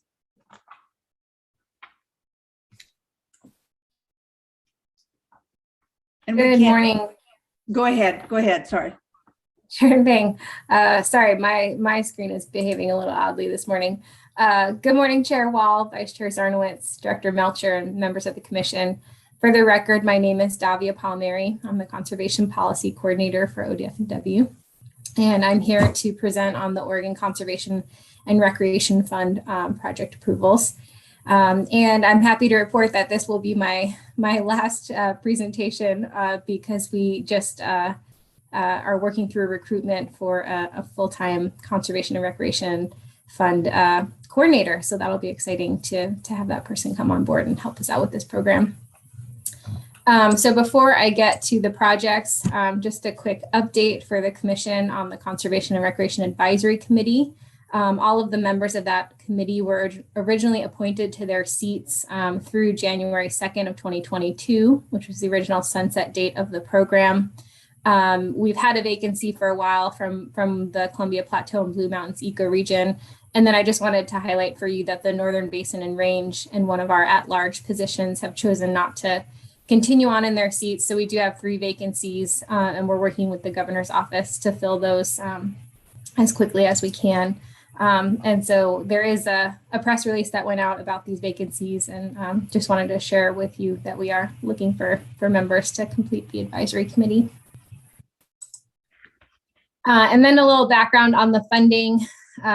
So as you know, the Conservation and Recreation Fund was created by the legislature in 2019 with a $1 million commitment of general fund, contingent on the department generating $1 million from non-state sources. So that kicked off a fundraising campaign in January of 2020. When the pandemic hit, that $1 million of general fund was reallocated to other emergency purposes. And so the program became, for the last biennium, a private funded program, if you will. So since January 2020, we have raised just over $900,000 for the program, which has been great. And you can just see our progress through time on that fundraising. And looking at the funding picture beyond those private dollars, the legislature did commit $545,000 of general fund to match what was raised in the 2019-2021 biennium to fulfill that match commitment. And so, as I pointed out on the last slide, we have met that and we have accessed those funds and deposited them into the Conservation and Recreation Fund. So all of the projects funded through this program in the 2019-2021 biennium were funded on those private dollars. And the suite of projects that we are bringing forward today will expend the general fund match for that, which is in this first line. We also have $2 million of other appropriations for this biennium. The first is another $1 million fundraising challenge. So we have met that to about $400,000. So the fundraising will continue for this biennium. And we have to access that by request to the emergency board. And the first time they're likely to meet in 2022 will be May. And so we're going to be seeking to maximize our fundraising by that time so we can request as much as possible so we can obligate those funds and spend them this biennium. And then the third piece of our appropriation for this biennium is $1 million from the American Rescue Plan Act. And those funds are being administered by the Department of Administrative Services. And we actually just this week received draft agreements from the Department of Administrative Services to be able to access those funds. And so future exhibits and future projects will be using the second and third lines of this table. So today I have expenditure recommendations from the advisory committee. The advisory committee, as soon as the legislature removed the sunset and the governor signed House Bill 2171, we opened our next opportunity for projects. There was an October 22nd deadline to apply with the $20,000 maximum request. We received 37 applications in that time. With those, the advisory committee members, there's currently 8 members, or there were 8 members at that time. Each member had about 18 or 19 projects that they reviewed based on our existing criteria from the last biennium. So that resulted in each project having 4 sets of advisory committee eyes on it and 1 ODF&W or Parks and Recreation Department reviewer providing subjective feedback. As a result of that, each project receives a score out of 60. And so the advisory committee looks at a ranked list of the projects based on that review. And they also have access to the subjective information from staff. And generally, they decided to recommend as many as they could with the funds available at this time, recognizing that one of the challenges of this program is obligating and spending those funds as we access them. And then one of the really high priority areas for the advisory committee in the expenditure framework work has been elevating outdoor equity projects. All projects are assessed on how well they address outdoor equity and whether they're pursuing opportunities for individuals or communities that have not traditionally participated in conservation or recreation. And so in addition to looking at the total score for projects, the advisory committee looked at projects that got a perfect score on outdoor equity, meaning all 4 reviewers gave it the maximum. And there was only one project that was not in the top of the list that had that perfect score. And so they pulled that and elevated it onto the priority list. So they took projects ranked number 1 through 22 and then added this last 23rd project based on its outdoor equity criteria. So in looking at the projects, these are the criteria that the advisory committee members are looking at.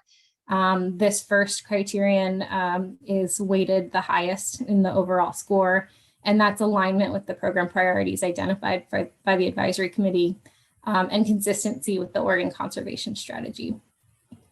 And as I mentioned, there is that outdoor equity criterion that they're including here as well. So since there are a large volume of projects, I'm presenting them here in tabular form, and I'll just make a few comments on each of them and can answer if there's more detailed questions on these. The first is the Wolverine tracking project from Cascadia Wild. This is actually a project that has been awarded previous funding by the Conservation Recreation Fund. It expands it to new areas. The Restoring Hope and Habitat project from the Oregon Hunters Association relates to fire recovery and employs a variety of individuals in helping to do that recovery work. The Sandy River Delta Rare Turtle Surveys, noting here the lead organization was originally the Sandy River Watershed Council, and that Watershed Council has decided to close as of the end of 2021, and this project was being done by a graduate student. She's found a new sponsor, so the work will proceed exactly as proposed under the leadership of the Lower Columbia River Estuary Partnership. Adventures for Audible Bats is a community science project looking to find ways to gather more audio recordings of bats, which is one of the ways that our staff are actually on the landscape trying to understand bat population statuses. So adding more data to that while engaging people in understanding and learning more about bats.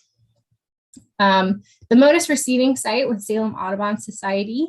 Modus is a somewhat new but very well deployed technology on the East Coast that allows, it's a standing tower essentially for radio telemetry so that any individual can tag an animal as small as a monarch butterfly, but mostly used for birds and bats. And if any tagged individual flies by that tower, sends a ping and collects that data.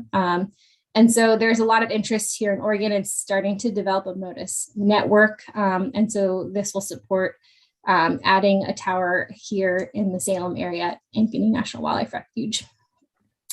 The Westlake Oak Woodlands project is on private lands within a community in the Portland metro area, a high priority oak habitat. And one of the interesting things here is that there's going to be some restoration work as well as some community outreach and education about the value of oak habitats in the Willamette Valley. The Northwestern Pond Turtle Life History and Habitat Study is a Department of Fish and Wildlife led project by our East Side conservation biologist.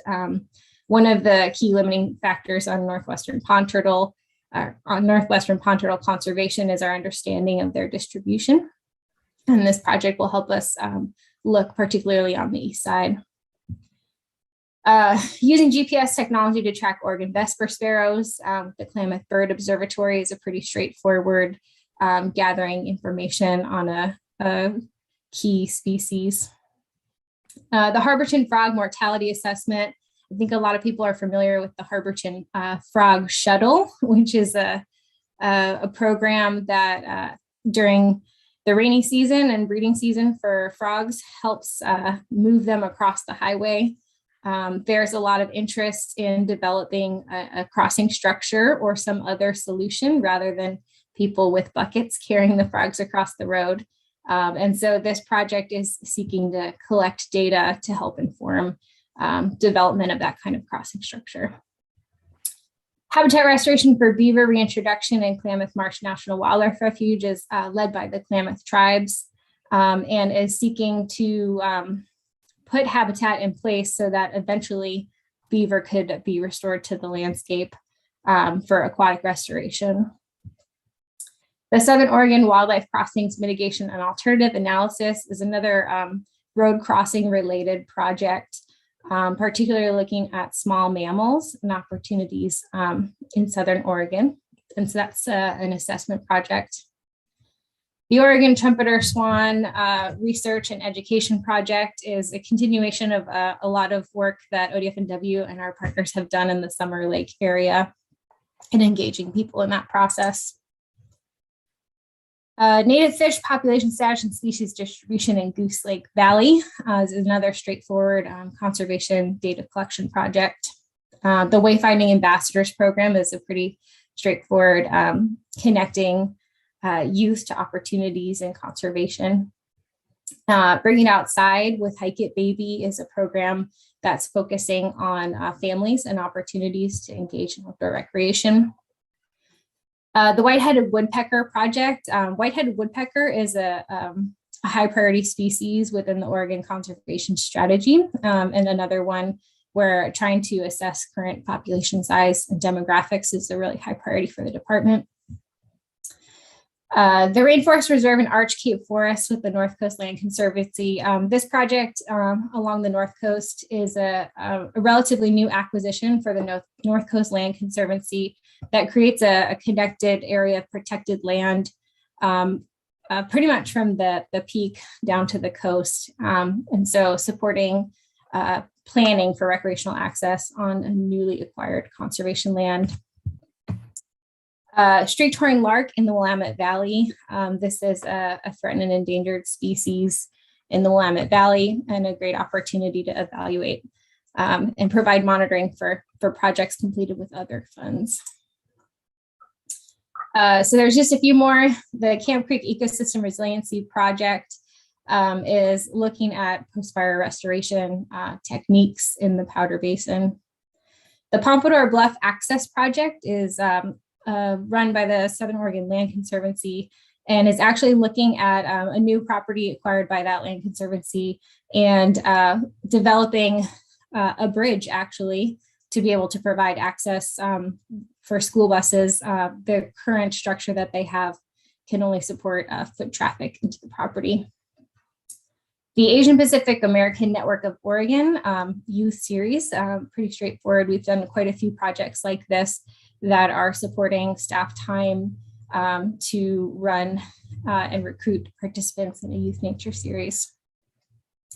The East Moraine Community Forest Carrying Capacity Study with the Wallowa Land Trust is looking across the ecosystem. And then the People of Color Outdoors Guardians at Whitaker Ponds project is the project I mentioned that was not in the highest rankings, but had a great outdoor equity score for engaging youth in outdoor opportunities. So that's a suite of 23 projects and a very short amount of information about each of those, but your packet does have the full proposals and details on those projects. And so we recommend approval of those recommendations. And one of the important things here is that we are working on this private fundraising campaign. There are already donors that are interested in some of these projects. And so we're asking for approval of these projects at these funding levels, but with the authority to increase our expenditures if we receive restricted gifts for the projects. And we've done this in the past. And for the newer commissioners, just an example, if we've approved a project for $20,000 from the Conservation and Recreation Fund, and we have a donor that comes and says, that's a great project. Do they need more to complete this or grow the scale of the project? We can work with the project proponent. They usually say yes, and we can bring a donor in for another $20,000 or $40,000. And that helps us by allowing us to access that general fund match for the project. So if we bring in a donation for $40,000, we then have $40,000 more from our general fund that we can spend on other projects in the future. And that completes my testimony. Thank you, Davia. Great report. And it looks like we have a question from Commissioner Labhart and then one from Dr. King. Yeah, thank you, Chair Wall. So this one got by me and it's a little bit humorous, but Klamath Bird Observatory, $19,932. Maybe we could talk to, I forgot, maybe we could talk to the applicants from now on to say, please round up or round down, so that I'm sure that 32 cents is in their budget, but we can probably, everybody else is rounded up to the zero, but maybe we could talk to them in the future. And I know it won't be you, but it'll be somebody else. But I wish we'd have caught that 32 cents. Sorry about that. That's just a comment. Thank you, Commissioner King, and then Commissioner Khalil. Thank you, Chair Wall. It's related to Commissioner Labhart's question. How in the world are we coming up with these numbers? I mean, like, they kind of seem all over the map. And like, obviously our max is 20. And so do we decide, or do they decide their funding request? Can you explain a little bit about that for me, please? Thank you. Yes, Chair Wall, Commissioner King, the applicants have provided these numbers. And so some of the applicants, like Commissioner Labhart indicated, round up. They request $20,000 and they provide a budget and a background behind those numbers. And then some of our applicants get really detailed. If they're working with a specific contractor, they know to the cent how much that's going to cost them, and they'll tell us that. And then to your point that some of these projects are $5,000 or $6,000 and some of them are $20,000. The advisory committee has been very clear that they want to start scaling up on projects because there's more funds available. When the program first started, we were trying to bring in $1 and then send it right back out the door. And so the projects were on a smaller scale so that we could do a diversity of projects for smaller dollar amounts.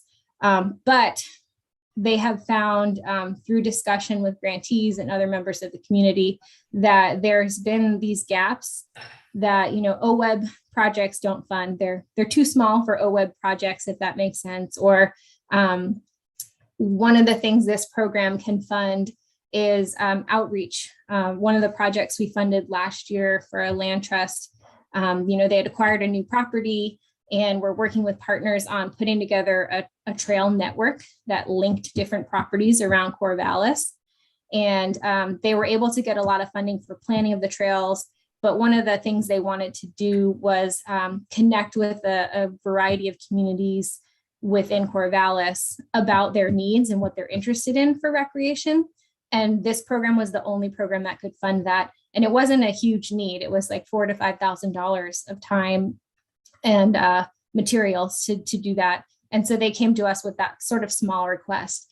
And as we start scaling up the program, the advisory committee wants to keep filling that need. And so I think we'll keep seeing those less than $10,000 projects, but as we scale up, we might also have $50,000 projects. Thank you. Commissioner Khalil. Hi. I guess I don't really have a question. I just wanted to say that I really appreciate the care and attention that's being given to making sure that some of the projects that have a focus on diversity, equity, access, and inclusion are being paid attention to and watched closely. So that was very exciting to see, and I appreciate those efforts as we go forward. Thank you. That's it on the questions from commissioners. Any last comments, or do we have a motion on this one? Madam Chair, I would move to approve the 23 projects recommended for funding by the Conservation and Recreation Advisory Committee as described in attachment 2, with authority to increase expenditures for projects if restricted gifts are received for those projects. Thank you. Is there a second? I'll second. It's been moved by Commissioner Labhart and seconded by Commissioner Khalil, as was read into the record. Any questions or comments? I have a comment after we vote, if possible. So, Okay. Those in favor of the motion, could we get a thumbs up on this one, please? Anyone opposed? Thank you, and we'll go to Commissioner Labhart. And before I do that, I do want to mention to you, Davia, that we thank you very much for your service on this, in this role. This program has gotten off well, and it's great to have you have done all of this work. So good luck with your next one, and we know we'll see you again in front of us. So thank you. Commissioner Labhart, you had a comment as well. yes, thank you. I'm going to pile on, Davia. So I have watched this program from day one, from legislative intent to all the way through approval.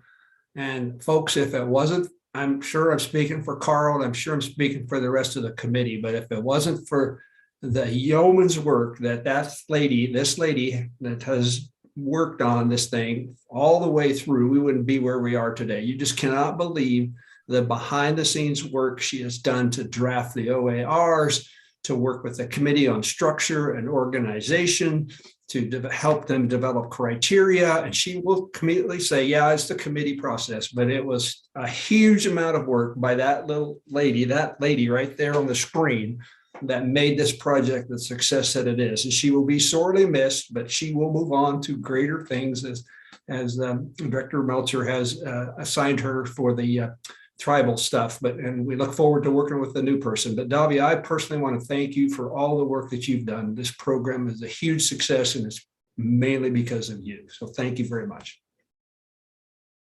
Yay. Thank you, Commissioner Labhart. Anyone else? Dr. King, is your hand still up for your previous one? No, it's a new question. Thank you. Okay.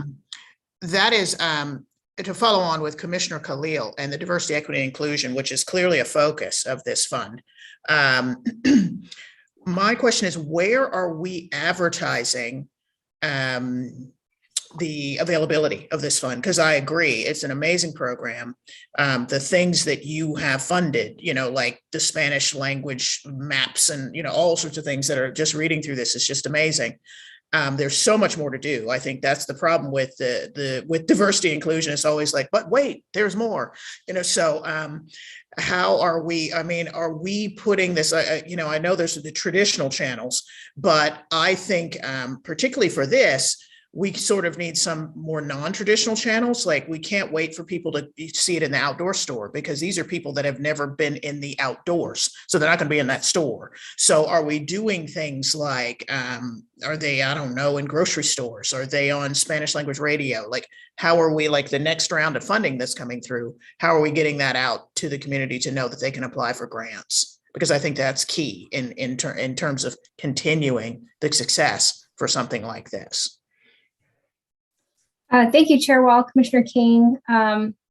Great question. And one of the biggest challenges, I think, for this is making sure that people know about the opportunity.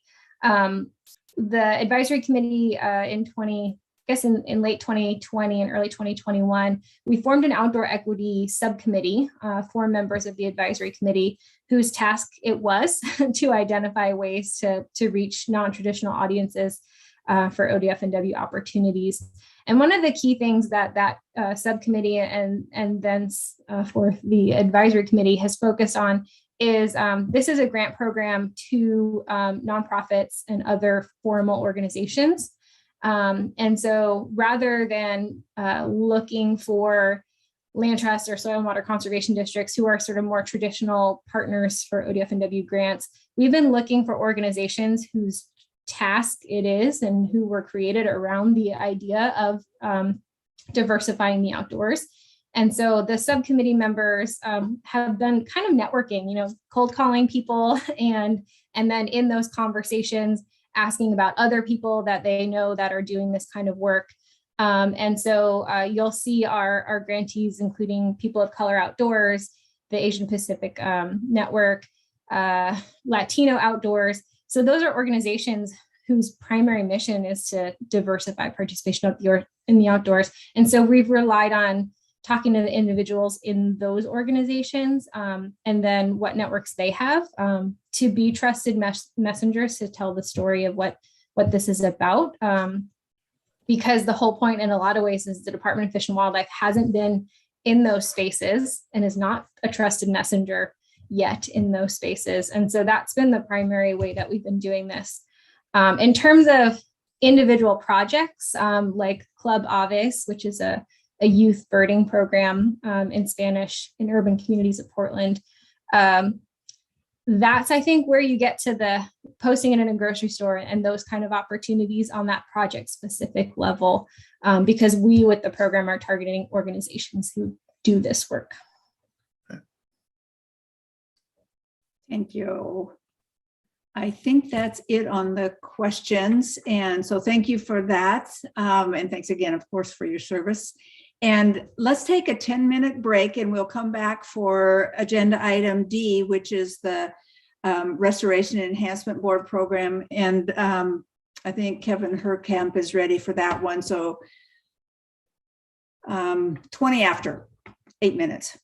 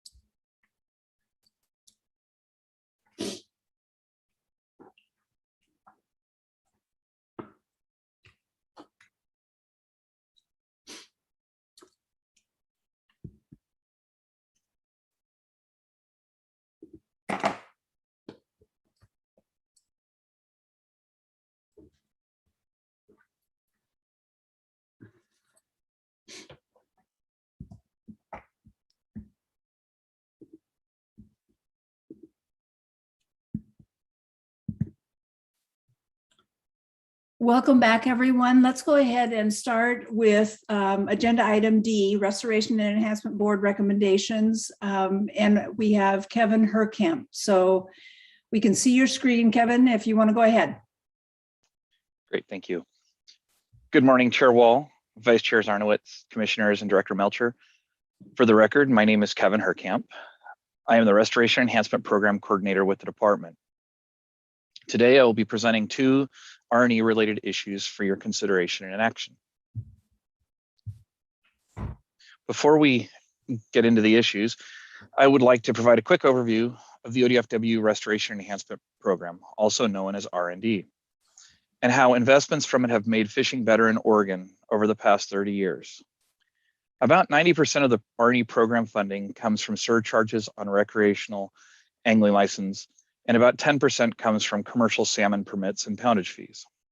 When funding projects, the R&E board ensures that they will benefit the sources of revenue in the same proportion as the revenue received.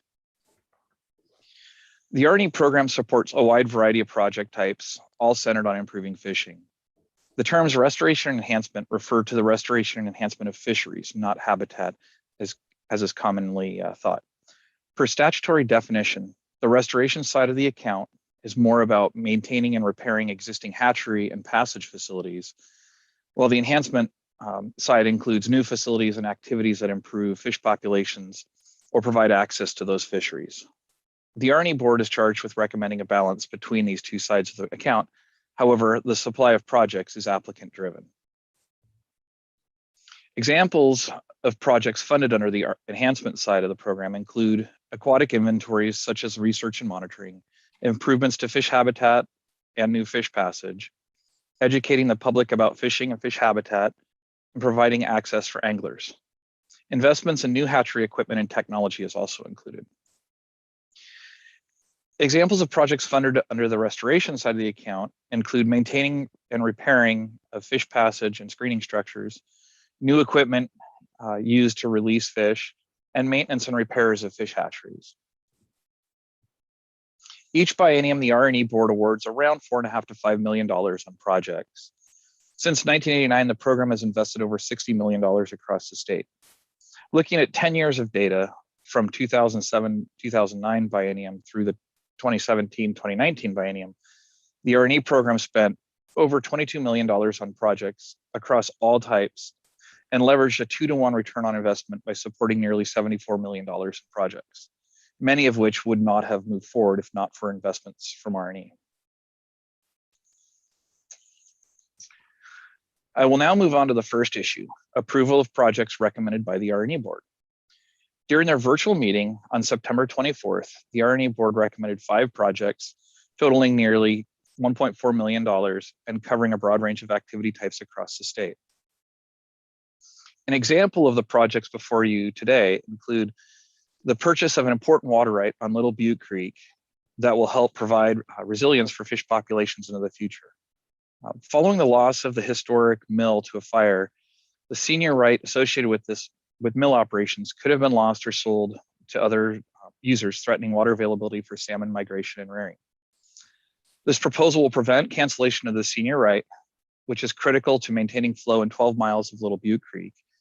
It also establishes a portion of the right as an in-stream water right and allows the remainder of the right to be used to operate the recently reconstructed historic and now nonprofit grist mill in Eagle Point. Use of this water at the mill site will also provide an opportunity to engage the public through the interpretive and educational services that they will provide once they are fully up and running. The 5 recommended projects for cycle 2 total nearly $1.4 million.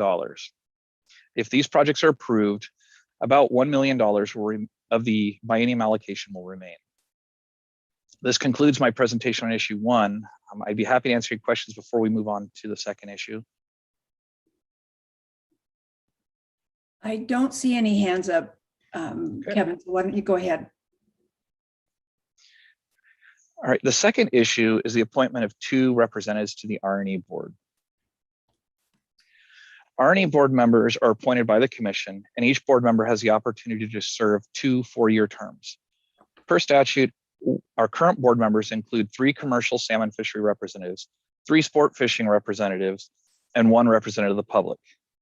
Susan Chambers' first term as commercial salmon representative ended December 31st, and Dave Grosjak's first term as sport fishing representative ended also on December 31st. ODFW advertises the vacancy through various media sources and organizations. Candidates are evaluated based on the criteria on the screen.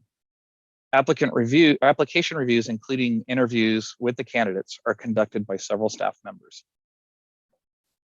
We received 3 applications from across the state, 1 for the position to represent commercial salmon and 2 for the position to represent sport fishing.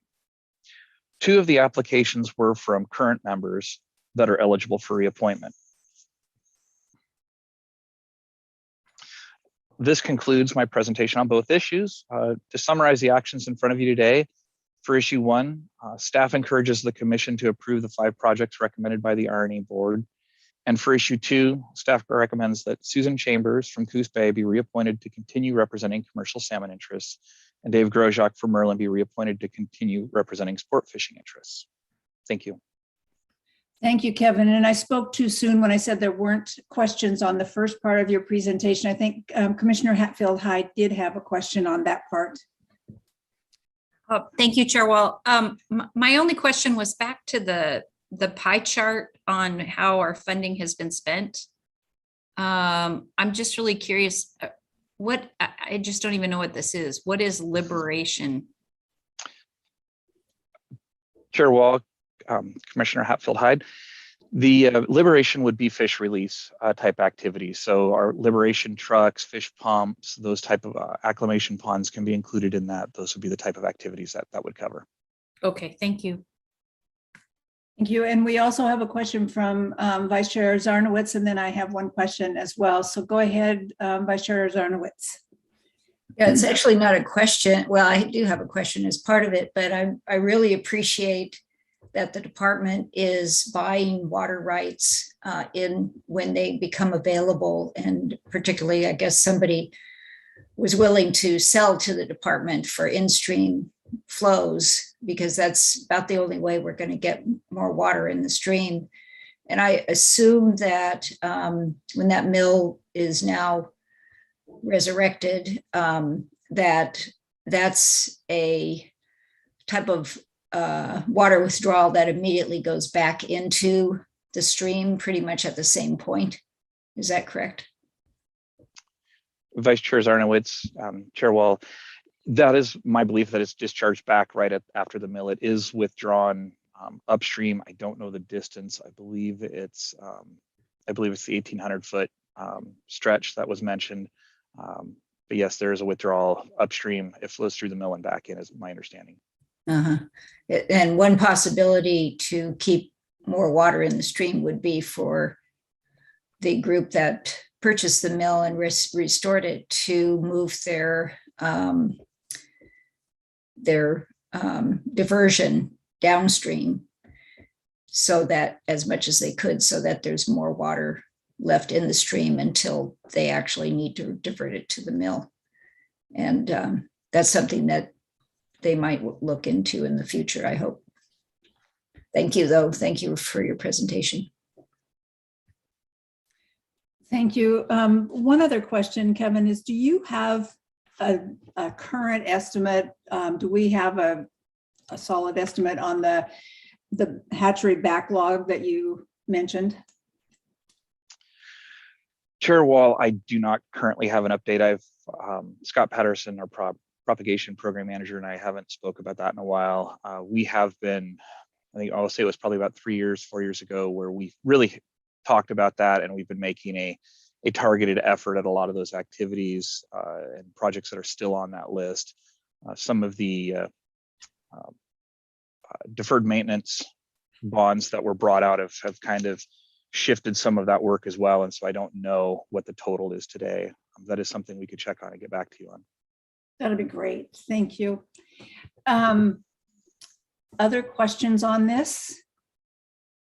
And if not, could I get a motion on each of the 2 items? So let's first look at the projects. Is there a motion on that one?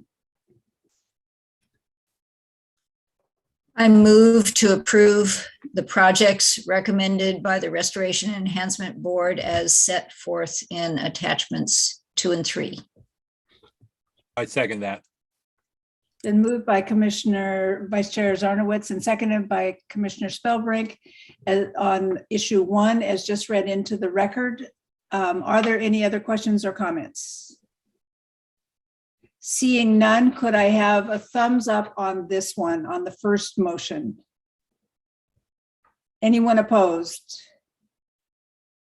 Thank you. That one is approved by everybody. Can we go to the second motion on the positions? I'll go ahead and move that to, I move to reappoint Susan Chambers to a 4-year term as a commercial salmon representative and reappoint Dave Groschaks to a 4-year term as a sport fishing representative on the Restoration and Enhancement Board. Thank you. And I will second that again. Thank you. It's been moved by Vice Chair Zarnowitz and seconded by Commissioner Spellbrink as just read into the record on the issue number 2, item D. Any remaining questions or comments? Seeing none, could we get a thumbs up vote on item D, the second part? Anyone opposed? Thank you all, and thank you to you, Kevin, for the report. And we'll go to the next item, which is agenda item E, schedule of damages for commercial fishing violations. And for this one, we have John Seaborn. Chair And- Wall, Yes. I interrupt for just a moment. We do have Bob Salinger from Public Forum now in the room. Okay. Let's go ahead with this one, and then we'll come right back to Bob at the end of agenda item E, and then we can go on with the other 2 items on the regular agenda. So let's go to John Seaborn, and then we'll come back to Bob for the last of the public forum. Okay, thank you. Can you see my screen? Yes. Okay. Good morning, Chair Wall, Vice Chair Zarnowitz, Commissioners, Director Melcher. For the record, my name is John Seaborn, and I'm the Operations Manager for the Fish Division. I'm going to talk today about the schedule of damages for commercial fishing violations. So Oregon Revised Statute 506-720 states that the State Fish and Wildlife Commission may institute suit for recovery of damages for the unlawful taking, possession, or killing of food fish referred to in this section that are property of the state. So this statute kind of outlines the damages for each species. So for pink shrimp, the first violation is 5% of the average market value. The second violation within 5 years is 10% of the average market value. And the third and any additional violations within the same 5-year period are 20% of the average market value. For salmon and steelhead in the ocean, first violation is 2 times the average market value. Any additional violations within that 5-year period are $125 per fish. And for salmon steelhead, other than the ocean, it is a flat fee of $125 per fish. And then all other food fish are 2 times the average market value. So the reason for this update is under ORS 506-720, it states that the commission shall by rule in January of each year establish the average market value for each species of food fish for the year. So these market values, which are reported on Oregon's commercial fish tickets, reflect the last available year's average prices. These values are actually derived, the majority are derived from the 2021 fishing season. However, some species were not landed in 2021, so we went back to the last available year's data. Compared to the previous year's market valuations, there's always some degree of variation. There's always some increases and decreases in prices. You can see those in attachment 3. These are generally due to emerging markets or changes in supply and demand. And then Columbia River salmon and steelhead prices, these are not included in the schedule. They are defined as $125 per fish in the statute. And then ODFW staff recommends to adopt the revised schedule of damages for commercial fishing violations as shown in attachment 3. And I'm available for any questions. Thank you, John. You definitely get points for brevity on this one, so that's appreciated. Are there questions? And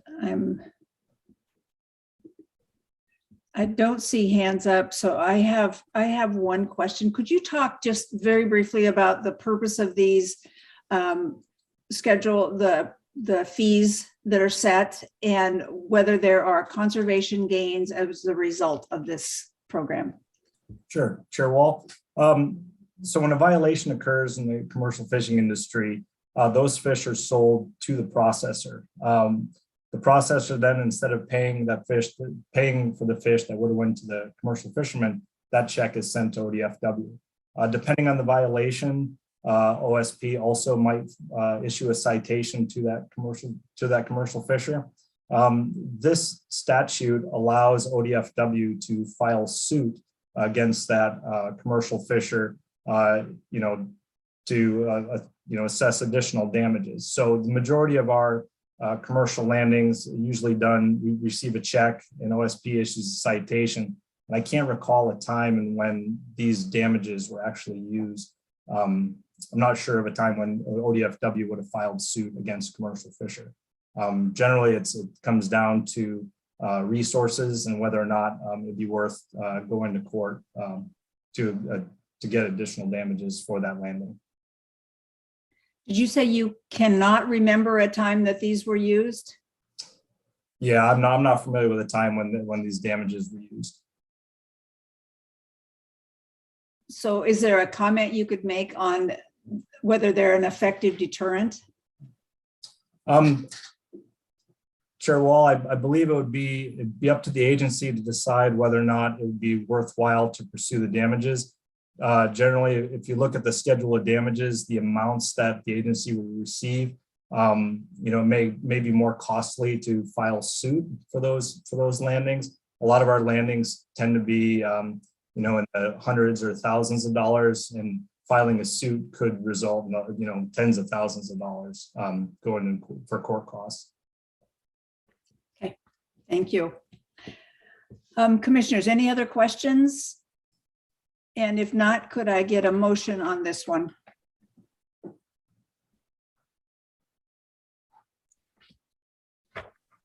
See, I will move to amend the schedule of damages for commercial fishing violations contained in OAR 635-006-0232 as proposed by staff in attachment 3.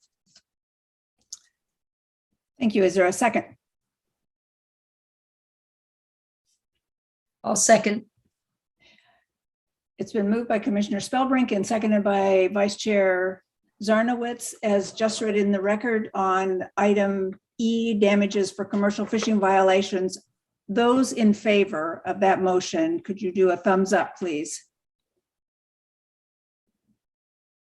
Anyone opposed? Seeing none, that one is approved by everyone, and we will go to Bob Salinger for his public forum item, and then right back to item F on the agenda.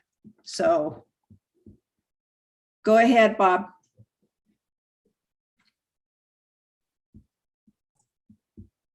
So Bob's wasn't moving over to, but there we go. Thank you, Bob. I am sorry. I just heard my name called. Very much appreciate your giving me time to talk this morning. Sorry to miss it earlier. I misestimated the schedule today. What I wanted, and I'll be very brief this morning, to put on your radar screen, and Bob Salinger, Portland Audubon Society for the record, is a Pacific Corps application to the Oregon Water Resources Department to create 2 closed loop hydropower projects on the Chihuacan River and the Crooked Creek. This is an application that just went in December. It's a pre-app, but we wanted to put it on your radar screen and make sure that ODF&W and the commission were tracking this application. We're still getting our heads around it, but it would create two projects, basically 2 closed loop reservoirs that would take water from the Chihuacan River and the Crooked Creek. And those are what feed Summer Lake Wildlife Area and what feed Lake Abert, 2 critically important wildlife areas, and 2 areas where we're deeply, deeply concerned about the sustainability of the water on those sites. So we want to make sure that ODF&W is tracking this, weighing in on it, looking at those water rights, and making sure that the wildlife resources are really fully protected, fully investigated in terms of the potential impacts of these projects. Again, we're very, very concerned, as are many groups, particularly about Lake Abert and the situation there, an incredibly important place for migratory birds that is drying up, and where a lot of energy is going into trying to figure out why that is happening and what the problems are that are causing that situation down there. The projects being proposed, one reservoir, there's actually four, would be 4,300 acre feet. Another one is 2,000, another is 4,300, and another is 2,700. So we're talking about a lot of water here, and a lot of diversion. So again, we're just starting to get our heads around this. I don't want to go further in my comments today, but I want to make sure that it was on your radar screen and that ODF&W is tracking it closely. Because from my perspective, from Audubon's perspective, these are some of the most important wildlife areas in the state of Oregon, especially for migratory birds. So thank you. And again, my apologies for not being on time today. Thank you, Bob. It looks like we have questions from two commissioners, and I have one quick question. So let's go to Vice Chair Zarnowitz and then Commissioner Hatfield-Hyde. Yeah, I noticed that these were coming back because they came up in the 1990s, and pump storage, and because of the impacts to the rivers and to, as well as to the wildlife area and Lake Abert, they eventually were killed. And so I'm surprised they're coming back again.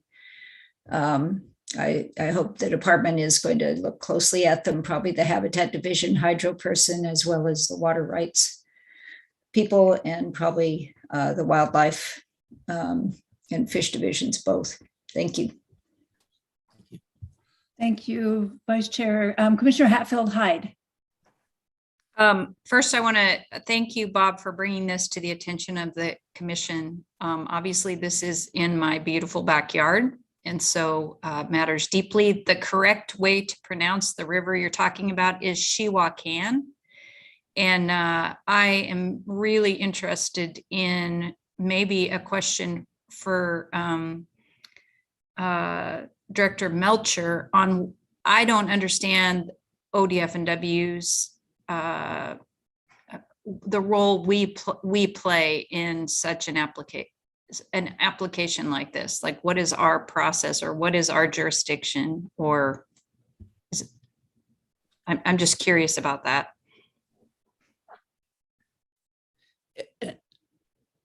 Chair Wall and Commissioner Hatfield-Hyde, I think, we have, we're involved in all of these projects, and I seem to recall recently seeing some notes from staff that they were already looking at this particular project again, but our role in large part is as a consulting agency to the other agencies that actually do the permitting, whether those be state or federal agencies. So we certainly comment on water rights, any new water right applications, or transfers of water rights or transfers of points of diversion. Where our staff is engaged on that individual water piece.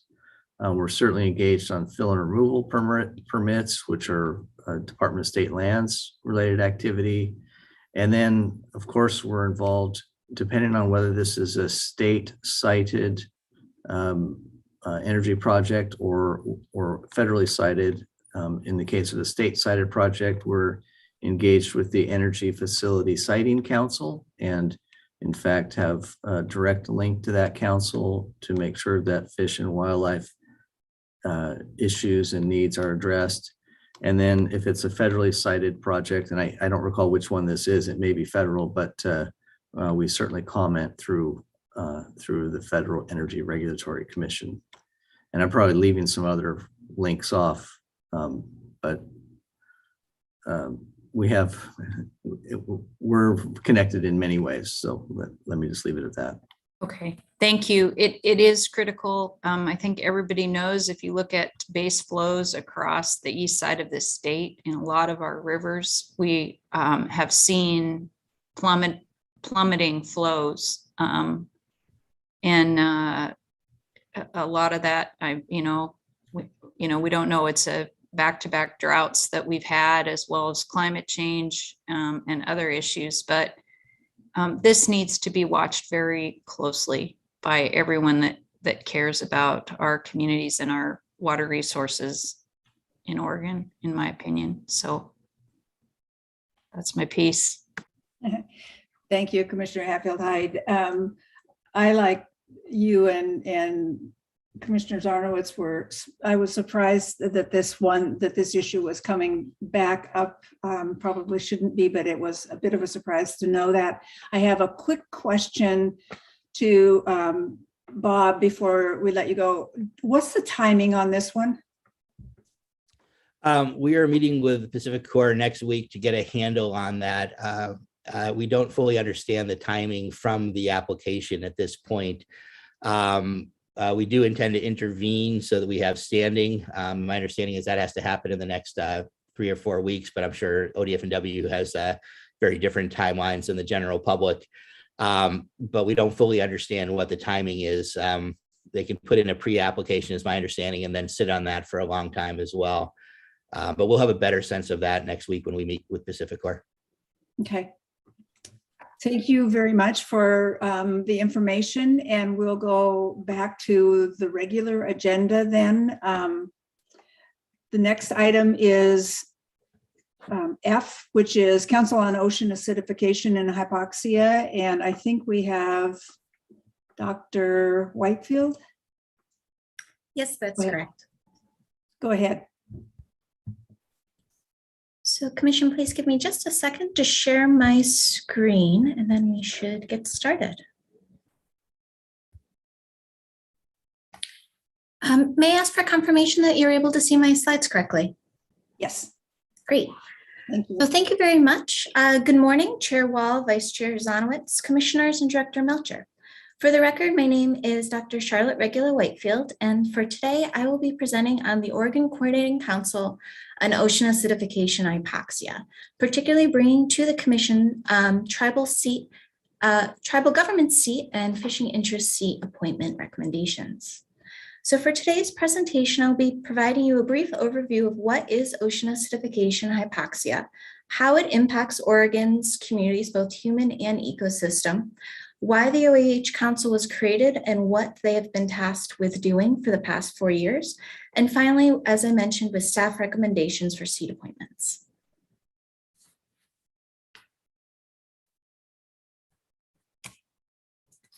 Oops, a little bit of fast forward. All right, so I will be starting out briefly providing you with the underlying problem. So globally, anthropogenic CO2 has been rising at an astonishing rate, and this has been causing a multitude of climate change impacts, including increasing global temperatures and shifting in our weather patterns. These atmospheric impacts are really driving ocean change and are resulting in increasing ocean temperature, decreasing ocean oxygen, and increasing ocean acidification. Briefly, ocean acidification is caused by CO2 absorption into the ocean and the resulting chemical reactions caused by this. And this actually causes a reduction in ocean pH and shifts in the availability of aragonite, or the chemical building blocks of many shelled organisms. In addition, hypoxia, or low oxygen levels within our seawater, is the result of a combination of many factors, including changing ocean temperatures, shifts in the timing and intensity of phytoplankton or marine plant blooms, and altered surface currents.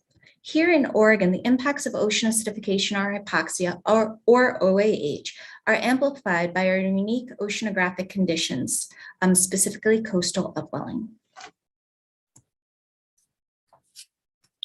So Oregon really was one of the first places in the world, and specifically within the nation, to really see the direct impacts of ocean acidification. This really was highlighted in a story from the Whiskey Creek Shellfish Hatchery, which is located in Tillamook, Oregon, where starting in 2007, they started to see deterioration in their oyster spat or their baby oysters. And this was later found out through a collaboration with Oregon State University and the industry to be a direct result of ocean acidification.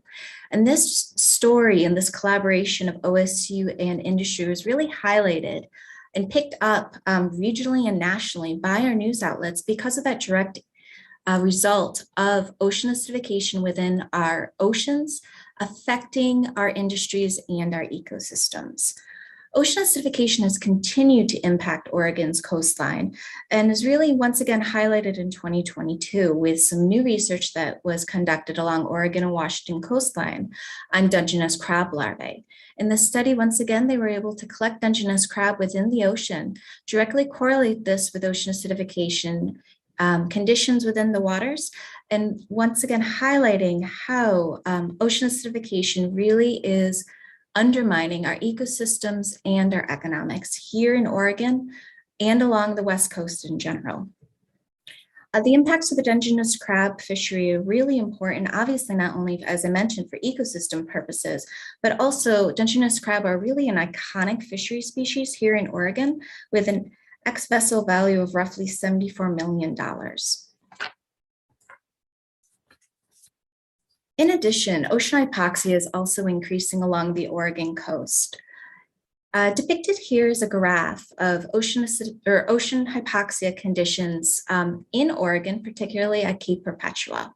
So just to briefly orient yourself to this graph, hopefully my cursor will be working.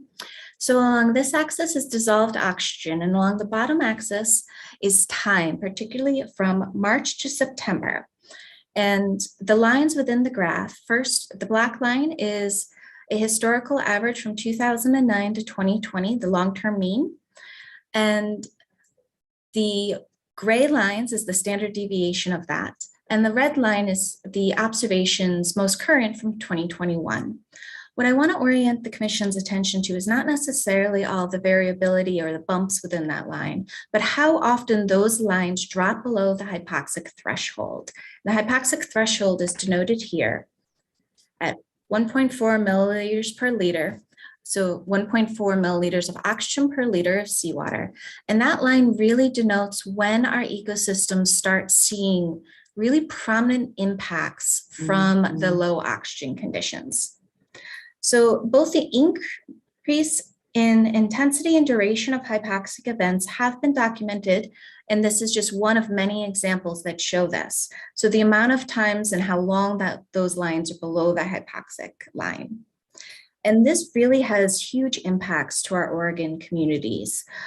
Specifically, this has been documented on seafloor animals die-off, particularly with sessile or non-moving organisms that can't really move away from these hypoxic areas, in addition to shifts in our fish distributions, such as halibut and rockfish, which actually move away from these patches of hypoxia along our Oregon shores. So these events have really been highlighted within the media, and you can see on the bottom of this screen, really starting in 2007 is when our fishing community and our scientific community started to directly observe and document these occurrences. Fast forward into 2021, which was one of the most severe hypoxic seasons that we in Oregon have experienced thus far.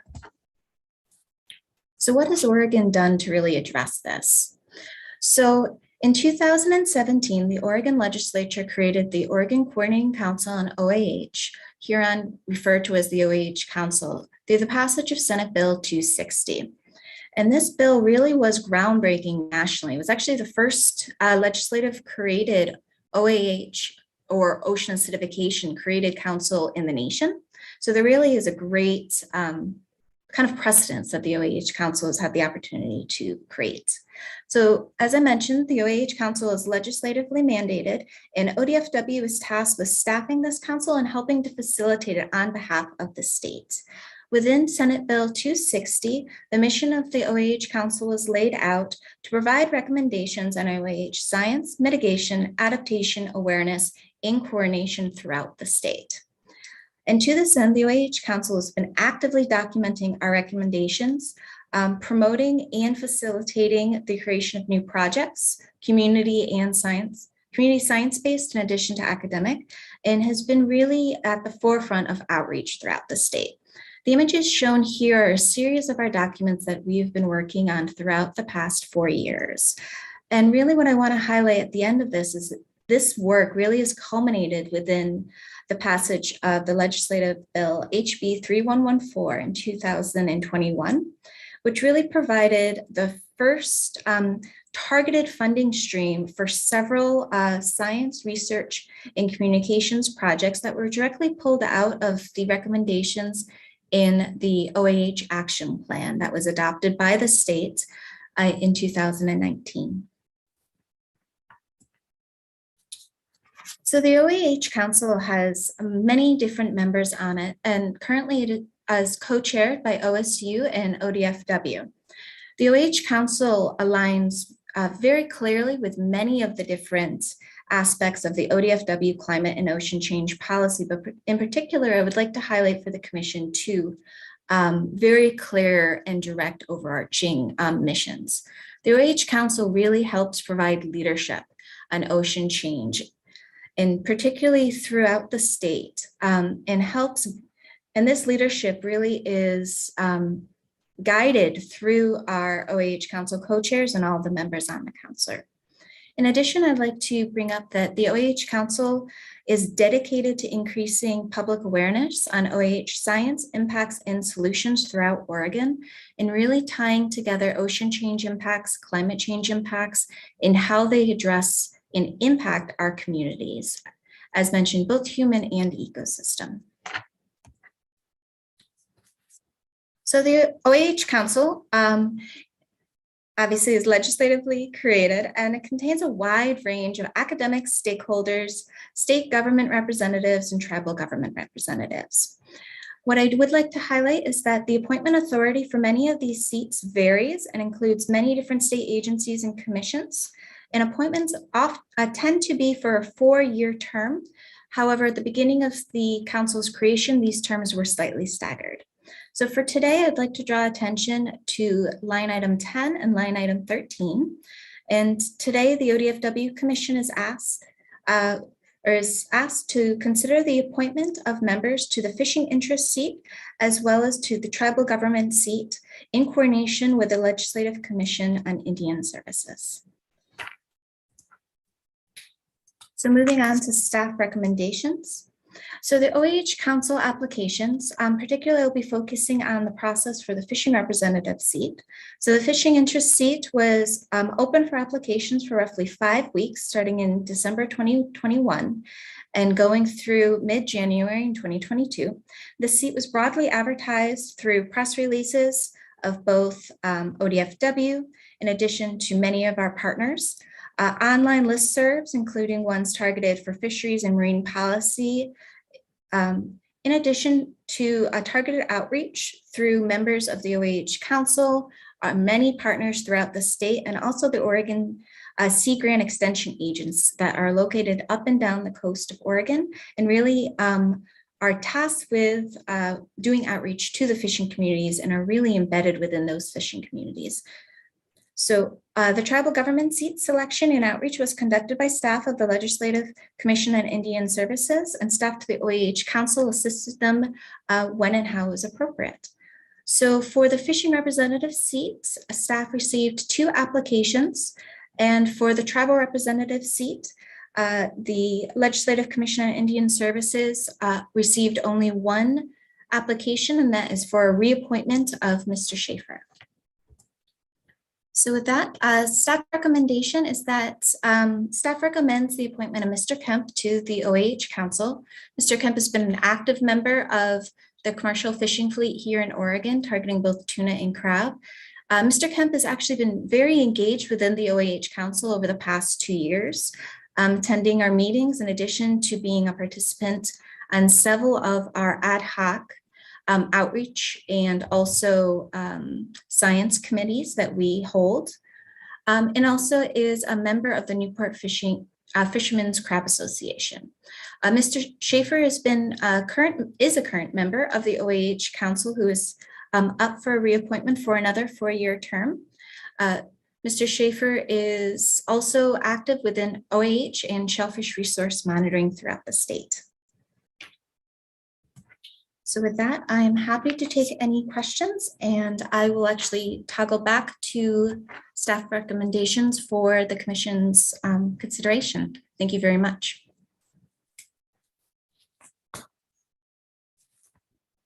Thank you for the report. And it does look like we have a question from Commissioner Labhart. So go ahead. Yeah, thank you, Chair Wall. So Charlotte, this is probably going to show my lack of knowledge here, but so as and this is not regarding the applicants, this is regarding the presentation. So it appears in talking to staff at different times that the ocean is becoming more, quote, healthy with upwelling and numbers, coho numbers are, in the millions. And it looks like we might have a pretty good year this year. So my question is there any tie between ocean upwelling, the climate, and ocean acidification? Has the group been looking at any kind of a correlation or a tie between that, or are they two completely separate issues? So Chair Wall, Commissioner Labhart, that's an excellent question. And the academic community has been looking at that extensively. So the short answer, without kind of starting to do all of the maps and outlines of how coastal upwelling works, is that yes, there are clear connections. Okay. So the upwelling within the Oregon coast is changing. It's slightly changing in the timing of it. It's also changing in the intensity of it. And that's a direct result of a whole amplitude of different climate change impacts, but particularly changing in ocean temperatures and our coastal weather patterns. So how the wind blows, when the wind blows. Okay, and so last, just a comment probably for Director Melcher, but I think it would be of interest to the commission and maybe the public, and maybe one of the directors' report that we have a report on what the council's been working on and what's going on with ocean acidification, and because it is an important subject to a lot of people about the health of our ocean and where we're going. And I'm particularly interested in what can we do about it, if we can do anything about it. And so I would be interested in hopefully maybe a staff presentation on it as part of a director's report like we've done in the past. It's a fairly interesting subject to me. And I've got a good friend there, Mark Weigart at Whiskey Creek Shellfish Hatchery. He's been working this issue for a long, long time. Thank you. Thank you. Director Melcher, did you want to make any comment, or should we go to the next question? Well, thanks, Chair Wall. I guess my only comment would be that, we'd be happy to, we do have a standing item under the director's report related to climate and ocean change. So we'd be happy to queue that up with a specific discussion of the OAH Council and the work they've been doing. Dr. Braby, of course, is on the call here as well today, and she is my delegate or designee on the OAH Council. So if she wanted to add anything else at this time, that'd be fine. Otherwise, yeah, we'll plan on doing that. Thank you. Dr. Braby, anything to add, or would you leave it at that? I will leave it at that, Chair Wall. Looking forward to bringing more information to you. Thanks. Perfect. Thank you. Vice Chair Zarnowitz, and then I have a question. Go ahead, Vice Chair. Yeah, this is a great organization, and I'm so glad that the state has set this up. And I didn't realize it had started as early as 2017, but that's great information.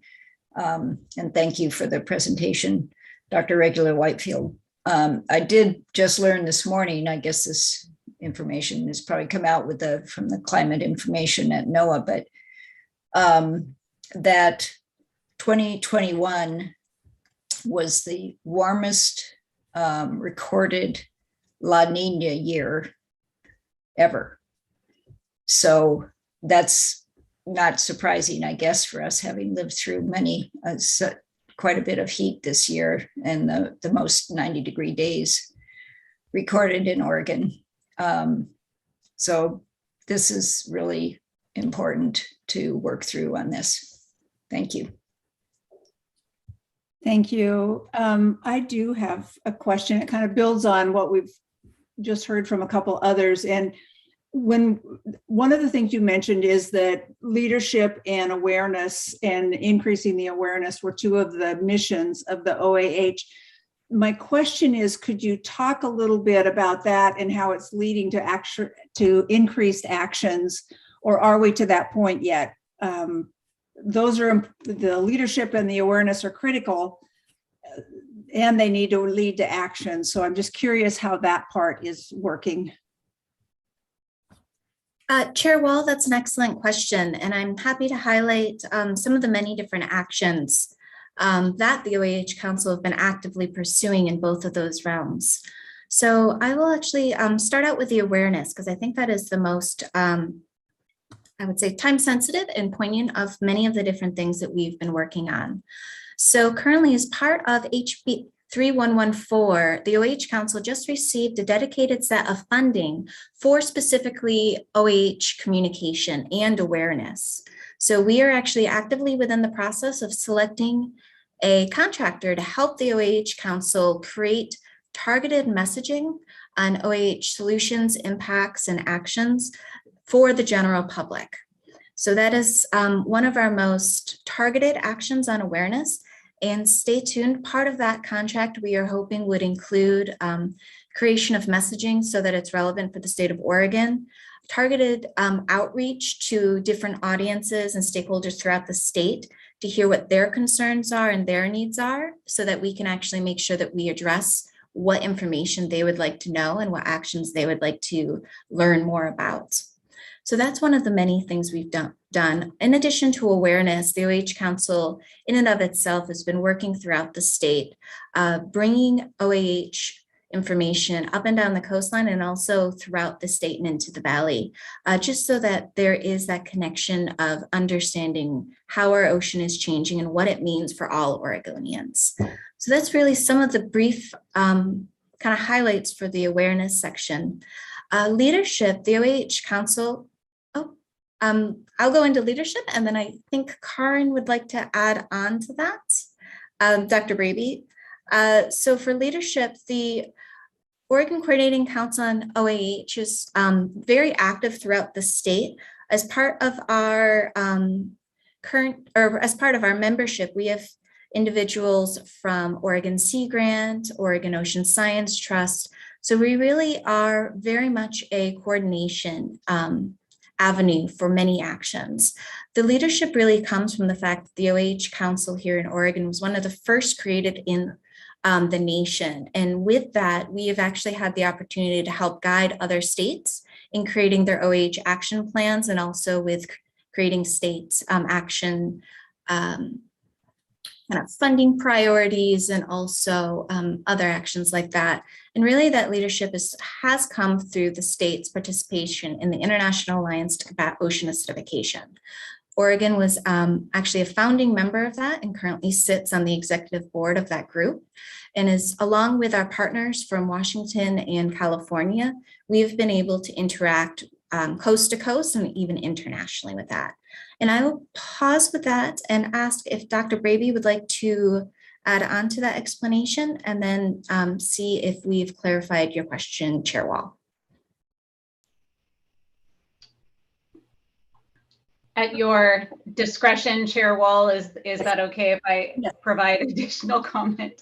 And thank you. Charlotte did a great job. I wanted to remind you that last year you heard in the director's report a discussion or description of the multi-agency report on OAH, which is a report that Charlotte and I have been instrumental in developing through coordination with the council as well as our agency partners, and that includes the four agency representatives on the council: ODFW, Department of Agriculture, land conservation and development, and then of course us, and then for additional state agencies, Department of State Lands, Department of Forestry, Department of Energy, and Department of Health. That report is available for review and really describes the state agency side of work and coordination on ocean change in particular. And that is all coordinated with the state's work through DLCD on the climate adaptation framework that ODFW has been very instrumental in helping with. So that's all I wanted to add there. Thank you. Thank you. Helpful from both of you. Both of those answers were great to have. I look forward to the report when we bring it back in the director's office, and I will definitely be interested in where the increased awareness and coordination and leadership are leading in terms of actions on the ground and what's changing. I do appreciate that we have seemingly a bit of a respite in a few of the ocean conditions this year. It seems like we get a tiny breather to try to get our actions going. So I will be very interested in those. I see no other questions, so let's go back to the staff recommendation on recommendations to the council. And are there any questions or comments on the recommendation? And if not, could I get a motion?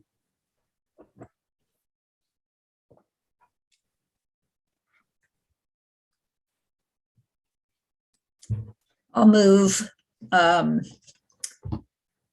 move that the commission appoint Mr. Robert Kemp as the fishing representative and Mr. John Schaefer as the tribal representative to serve on the OAH Council for a 4-year term.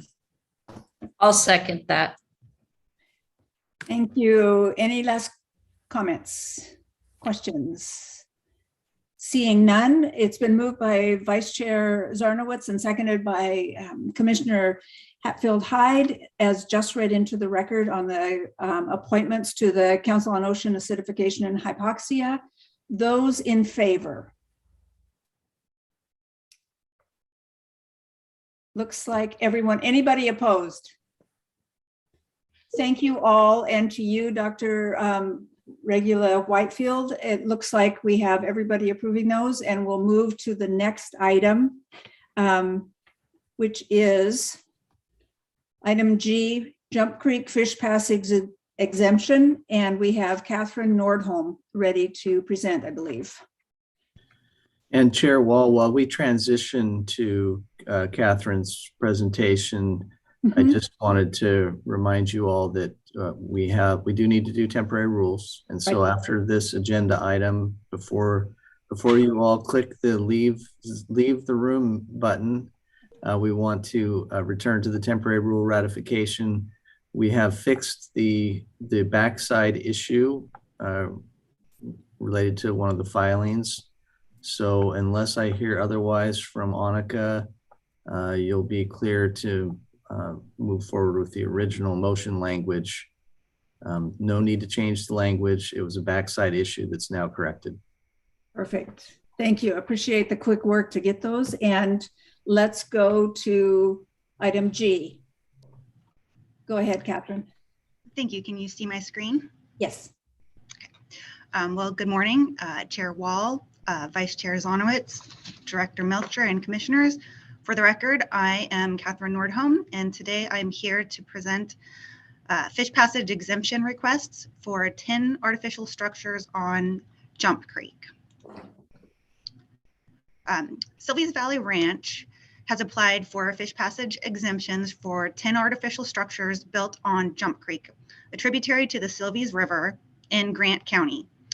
ODFW district staff, the Fish Passage Program staff, and the Fish Passage Task Force recommend approving these exemptions based on a finding of no appreciable benefit to native migratory fish if passage was provided at the structures.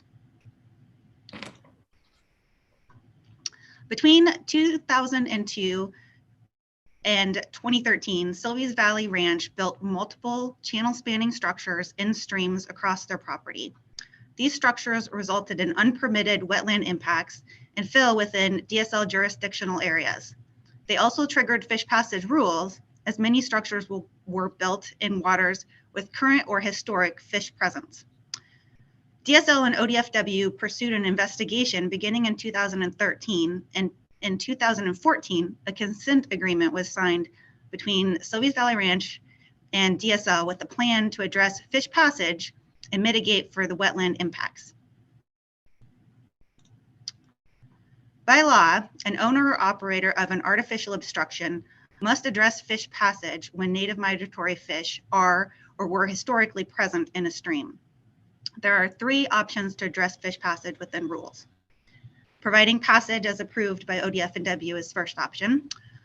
Another option is to obtain a fish passage waiver, and that involves mitigation to provide a net benefit to native migratory fish over providing passage at the trigger site, or an exemption from fish passage requirements. Exemptions can be granted when there would be no appreciable benefit to providing fish passage at the trigger sites. Exemptions can be revoked anytime if the conditions change from which they are approved, and they are routinely reviewed every 7 years. By rule, exemptions can be granted by the department with the recommendation of the Fish Passage Task Force for sites with less than 1 mile of habitat impacted by the trigger site.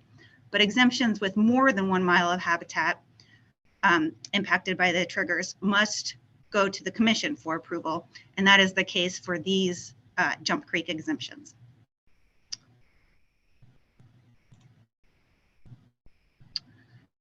Silvies Valley Ranch first applied for these exemptions in 2019, along with exemptions for structures on 3 other creeks in the area. All 4 creeks had historic red band trout habitat. However, at the time, the Fish Passage Task Force did not recommend approving those exemptions, but asked for more information on the habitat, fish populations, and the structures that had been built in the creek. Different avenues have been explored for the other 3 creeks that were brought to the task force at that time. So in 2021, the Silvies Valley Ranch returned to the Fish Passage Task Force with exemptions requests specific to the Jump Creek sites.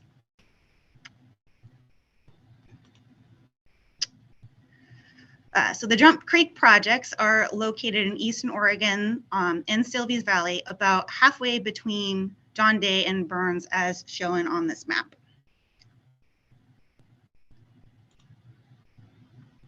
The exemption requests are for 10 artificial structures that have been built in Jump Creek.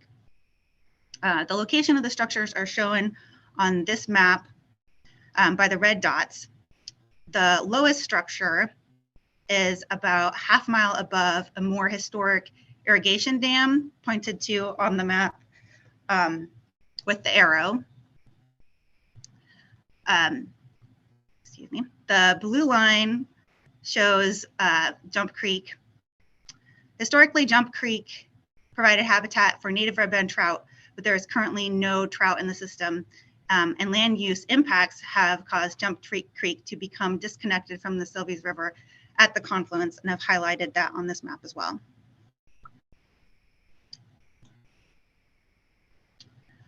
This slide illustrates 3 of the structures that were built on Jump Creek. These are the upper 3 structures. I've circled them on the upper map. And you can see on the picture on the left, in 2005, the structures were not there. They were built in 2009. And so in the subsequent picture in 2016, you can see 3 of the structures there in the aerial image.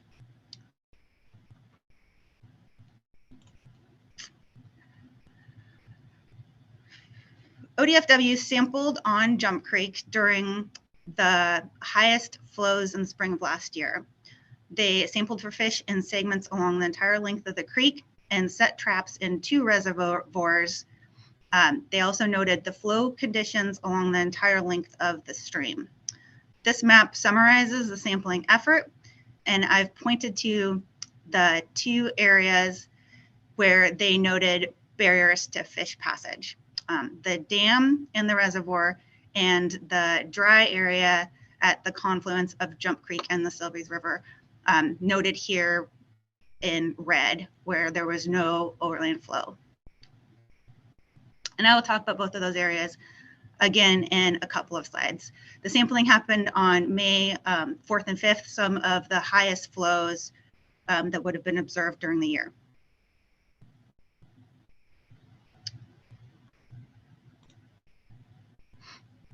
ODFW biologists sampled 24 locations over approximately 7.6 miles of habitat on Jump Creek, and no native migratory fish were found during that sampling.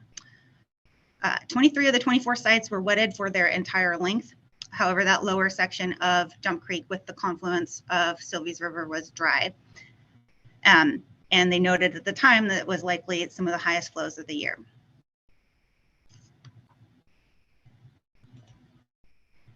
This slide shows some pictures taken of Jump Creek during the sampling trip. I added the slide at the last minute when I realized that I hadn't provided any pictures of the creek along the areas where the structures had been built. So these pictures illustrate some of the habitat in that area.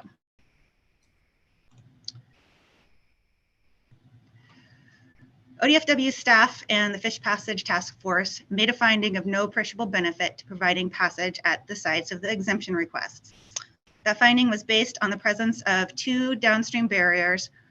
The barriers are downstream from the exemption requests and the current lack of native migratory fish presence in the entire system.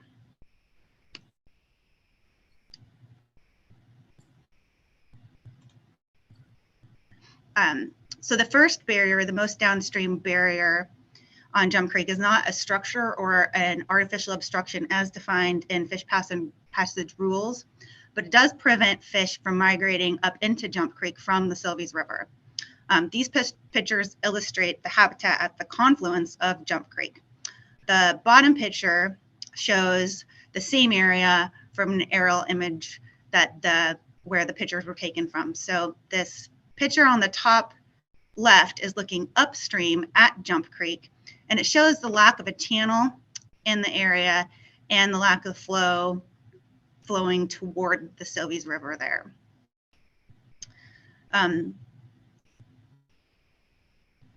The picture on the top right is taken from the road looking in the other direction. Off in the distance is the Sylvies River here. And then this water is not from Jump Creek, it's from an irrigation canal that has been built between the Sylvies River and Jump Creek. And you can see that irrigation canal here in the aerial image as well.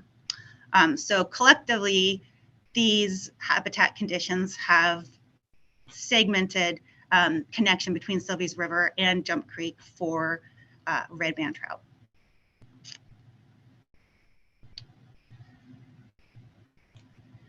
And then approximately 2 miles upstream from the confluence, there's a second barrier to fish. This irrigation dam would also prevent any fish migrating upstream to the area of Jump Creek where the structures are that are proposed for fish passage exemptions. And you can see kind of the difference between upper and lower Jump Creek in this picture as well.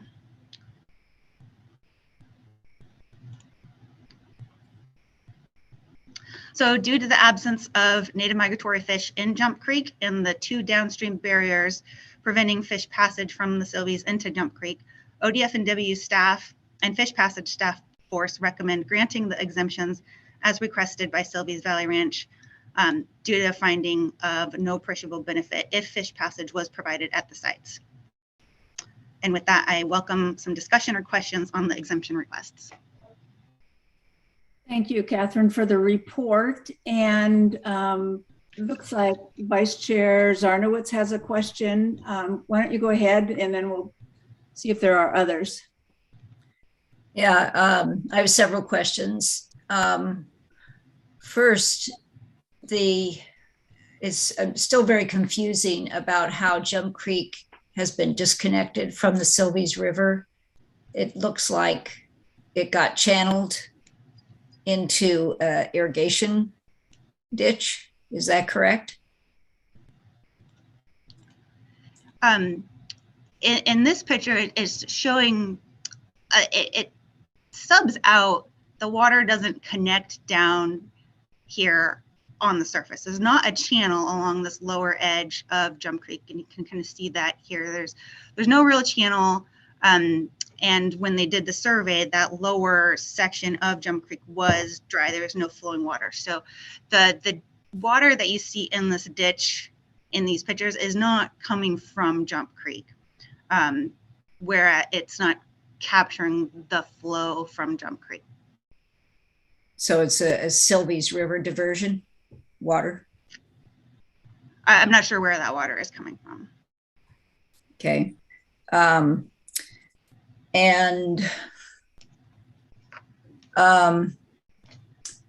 looked up the water rights on Jump Creek and the Sylvie's River. There's 2 water rights on Jump Creek for irrigation only. There's no storage water rights, and you as well as the applicant show 2 storage dams basically, and some of those other rock, they call it, all those gravel dams that are beaver, what do you call that, BDAs or whatever. They are basically push-up dams, and not, and behind them, you had even in your pictures that they're storing water as well.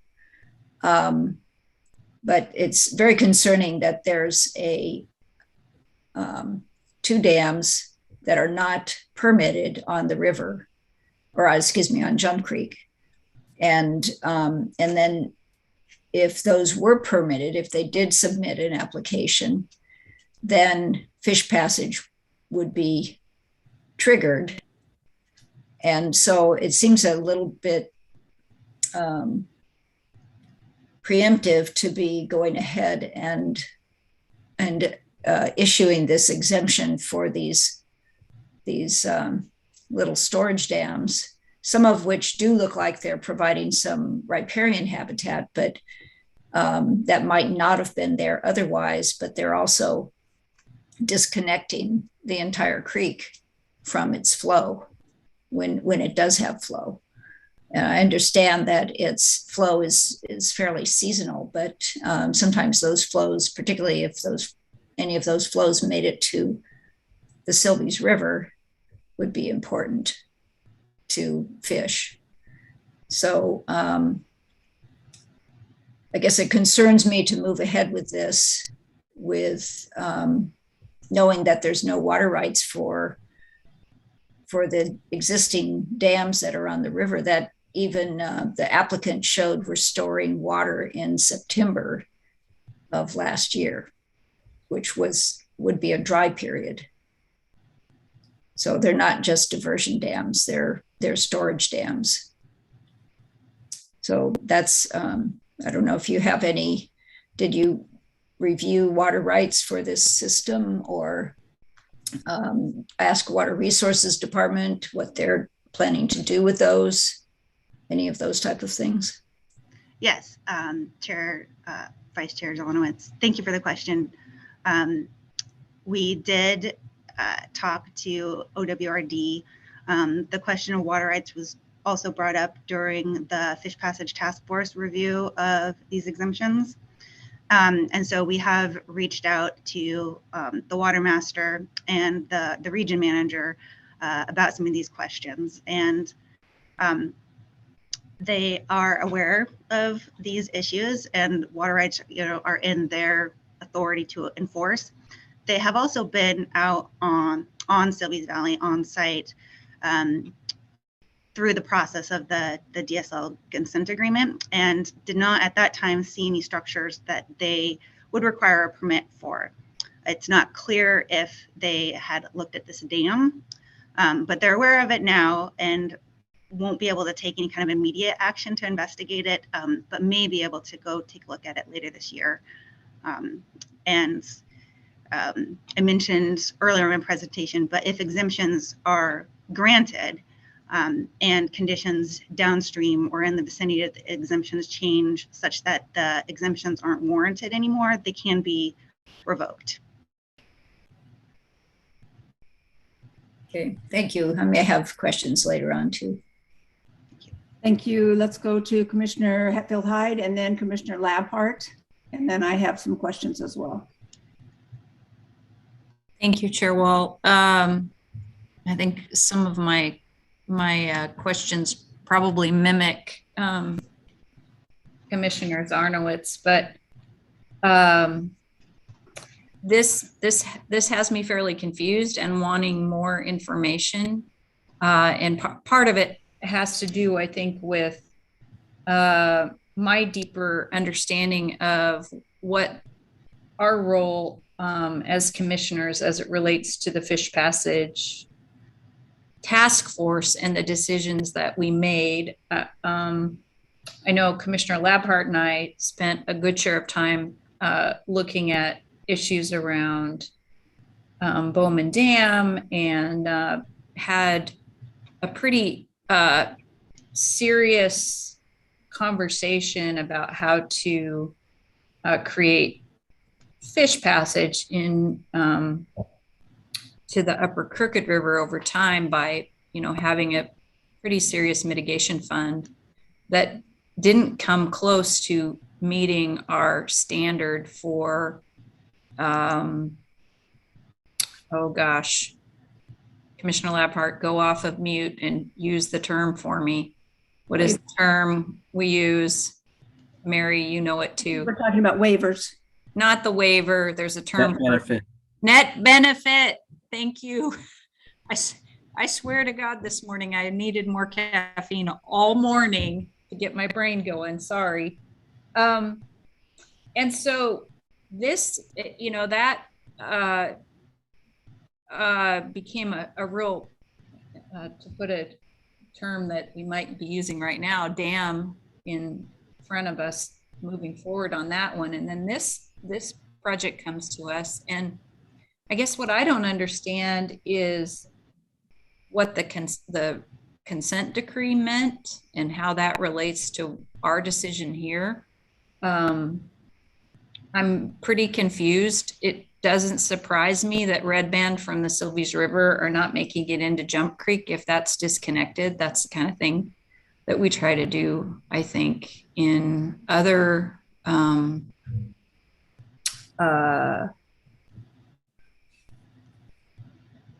places all over, reconnect creeks so that fish can go back where they once were. So, and also I'm curious about when the timing was that we took a look at this, because we've been in a lot of drought in our area. So I'd like us to feel like, I mean, I certainly haven't drawn any conclusions on what ought to be done here yet, but I sure have a lot of questions, both about what we're doing here, how these decisions end up being made. In the Crooked River example, it was huge mitigation required when there was any change, mitigation to the point where people in good faith could never meet our mitigation standard. So I'm just confused, and I see Annika is on, giving the mean eye look.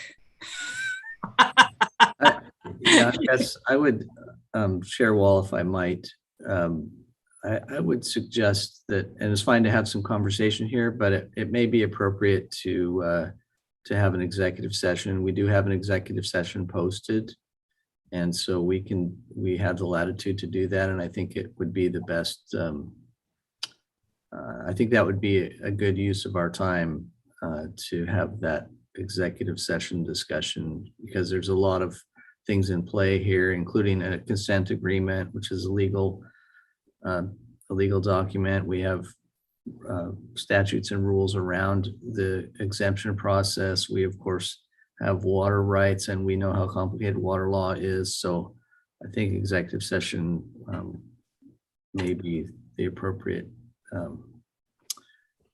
next step before you all vote, but you can continue to ask questions at this point. Thank you.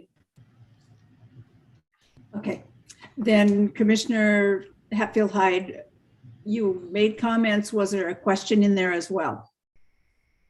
Yeah,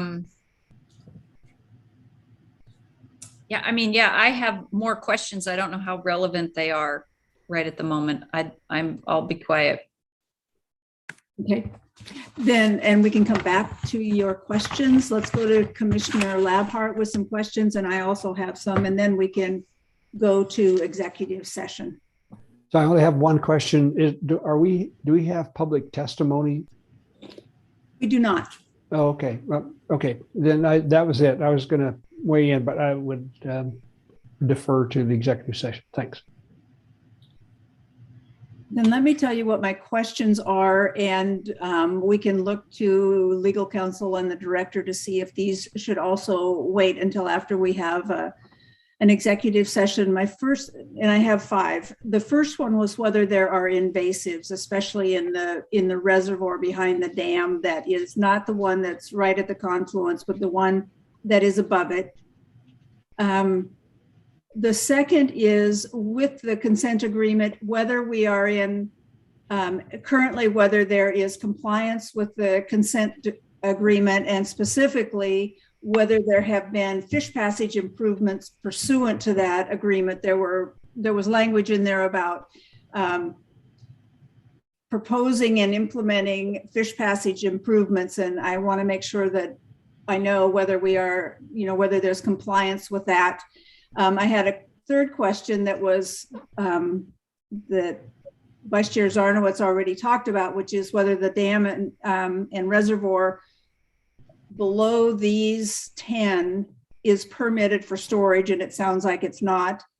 The fourth one is if these obstructions are exempted, what does that do to upstream or downstream requests for exemptions or waivers? And specifically, I'm thinking about if we're trying as a state to incrementally move toward restoration, if these are exempted, is that creating almost the backwards incentives where it's hard, it opens a path for more exemptions? And the fifth one and last one is whether any exemptions have been revoked in the 7-year process that you know of. So I guess before we even answer any of those, Catherine, I would look to legal counsel and the director to see if we should wait on any of them or all of them until after we have the executive session. Thank you, Chair. Well, I'll speak up just briefly. I think Catherine can tell you that the first question, that's the, has she communicated with DSL about compliance with the consent agreement, and she can inform you and, at this time. And then, Catherine, to the extent that, the answer to the second one, we can proceed from there. Okay. Well, thank you, Chair Wall. I tried to make notes, and I hope I don't miss any of your questions. But your first question about in invasive species, there were non-native species found in the reservoir during the sampling. So yellow perch, which are not native, so were one of 2 species sampled during the sampling effort. So for your second question about the DSL consent agreement, so as part of that consent agreement, DSL requires Sylvia Valley Ranch to address fish passage. So I spoke to DSL about if Sylvia Valley Ranch is in compliance with their consent agreement, and really they won't be in compliance with the agreement until they go through and address fish passage at all of the trigger sites that they had. Part of the consent agreement required inventorying and evaluating the structures in the streams impacted when they were built.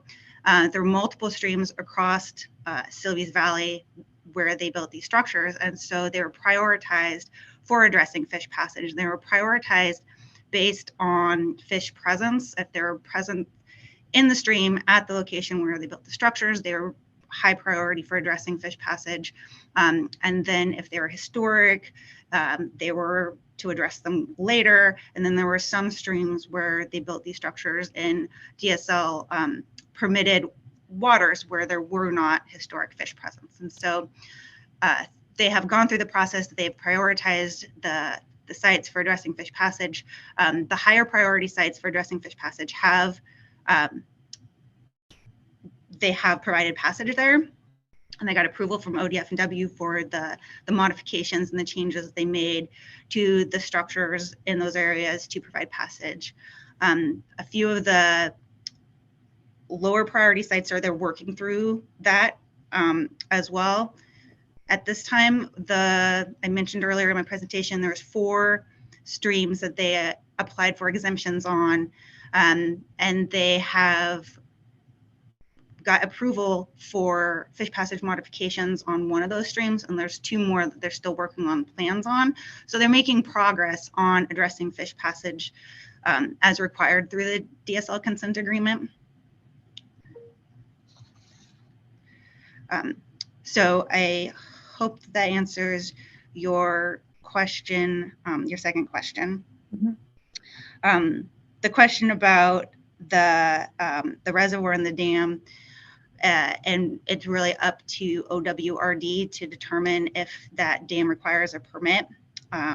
So I feel like I mostly answered that earlier. They are aware that it is there, and I've reached out to them twice now, and I followed up before this commission meeting. So got the timeline that they won't be able to go investigate it immediately, but may be able to go later in the year.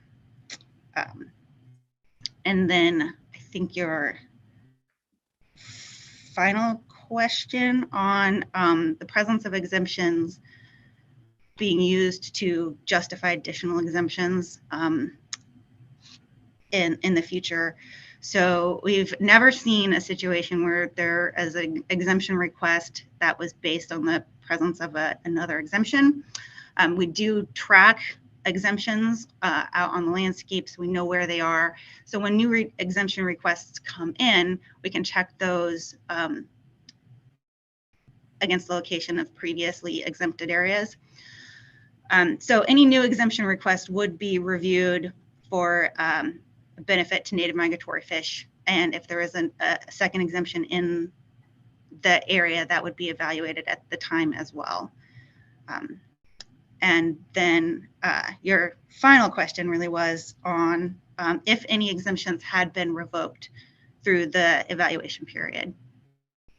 And no, not to our knowledge, exemptions have not been revoked. They are reviewed every 7 years, and we just went through the process of reviewing the exemptions that were up for review this year, and confirming that conditions have not changed since those exemptions had been issued.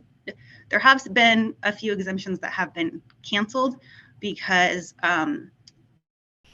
the landowners had got exemptions and then later did work that addressed fish passage, and the exemptions were no longer needed. Thank you. Good job of keeping track of those. I appreciate your answers. I see no other hands up right this minute, so maybe we should go to Michelle to tell us our instructions for closing out this meeting and opening an executive session, and then coming back into this meeting again. So Michelle, anything we need to do other than close this out? Can you send us a new link so we can open an executive session? Thank you, Chair Wall. Yes, you have been sent a Teams link through your email to join the executive session. So with the Zoom, because it will not let us run 2 Zoom meetings at one time, and it will not allow us to have the audio for the Zoom and the Teams, please go ahead and leave this meeting. And when we conclude the executive session, go ahead and use the same link that you came into this meeting this morning to return. Okay. Don't get hung up on the time on the calendar. I said it as we were talking, and it doesn't the fact that it says 11:30 or whatever doesn't have any consequence. So go ahead and close out of this meeting and go into your email Michelle. your link. Don't close out yet. No one close yet. Go ahead, Annika, and then the director would like to speak as well. Yes, thank you, Chair Wall. I believe that Michelle, does our Chair Wall have the script that she can read before closing out to go to elected executive session? I have it. If you read that into the record before closing out the meeting, closing this portion of the public meeting, then you're going to read the other portion of it when you enter the executive session. Does that make sense, Chair Wall? Except that I may need help on the second part of it, which is to open another one when we get to exec, but I have a script that I think is the right one. But let's go to Director Melcher to see what he was going to say before I read this into the script, into the record. And if you will listen carefully to make sure that I have the right script in front of me, that would be helpful. Director? Thanks. Yeah, I was going to mention the same thing that Annika was going to mention. And then I would just wanted to add that since it is almost noon, I think it might be advisable to just schedule schedule a time for ending the recess of the regular meeting, like 1 p.m. or something. Then folks can get their lunch or whatever, as opposed to sitting around waiting. Okay, then can the people who are online planning to listen plan to come back at 1, and we will try to be prompt and be back at 1 as well from the executive session. Good comment on that one. So anything else before I go ahead and read what I think is the right script? The commission will now meet in executive session. This executive session is to consider information or records that are exempt by law from public inspection as authorized by ORS 192.6602F, as well as to consult with legal counsel as authorized by ORS 192.6602H. Under Oregon state law, executive sessions are closed to the public.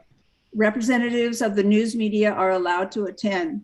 Reporters are directed not to report on the discussions during executive session, except to state the general subject. No decisions will be made in executive session. Anything else I need to add, legal counsel? Nope, that was correct. Thank you. Okay, then to the commissioners, close out of this and we'll adjourn our Fish and Wildlife Commission meeting for now. Come back at 1 and we'll go into executive session. So close out of this and go to your email and get the next meeting link. Thank you, everyone, and see you in a minute.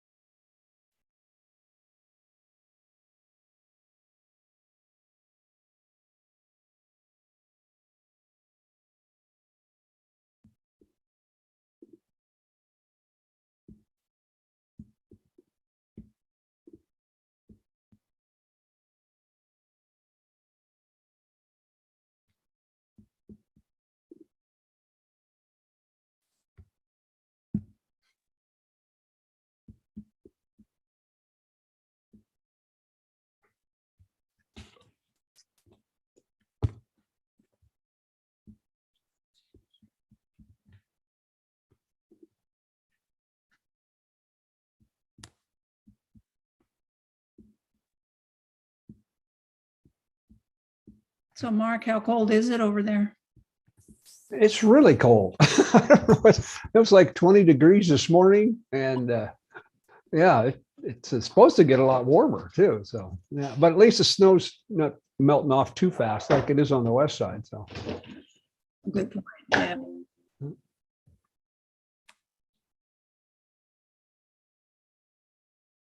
Well, the South Coast is balmy today.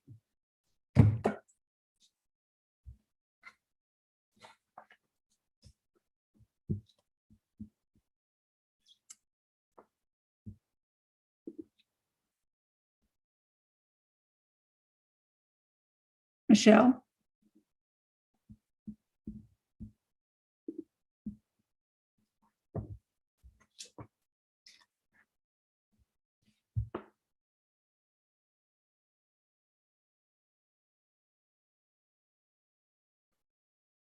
Oh, there's Michelle. Good. Are we set to go again, Michelle? Yes, everything is ready to go as soon as we get the rest of the commissioners in here. Should be soon. Let me poke my head in the other room. We just have to get Commissioner King, I think.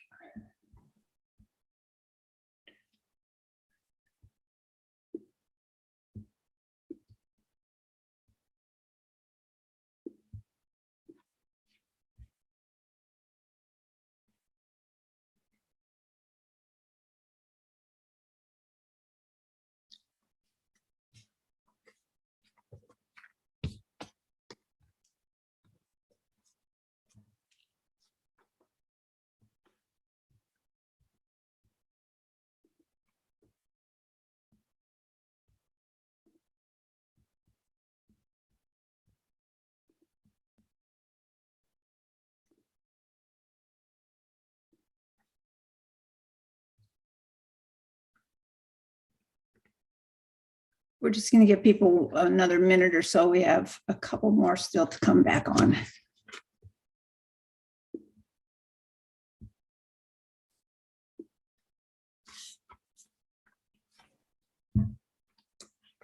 Chair, while we're waiting for people to come back on, I'll just say, because I just thought of it, to remember for all of you that we still need to do temporary rules. Yep.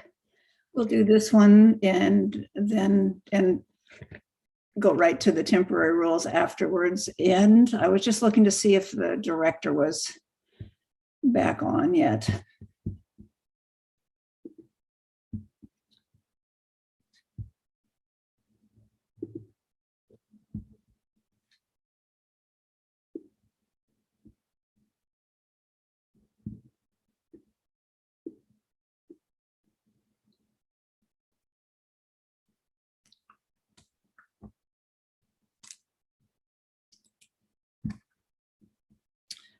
Michelle, do you happen to know if Director Melcher is planning to get back on?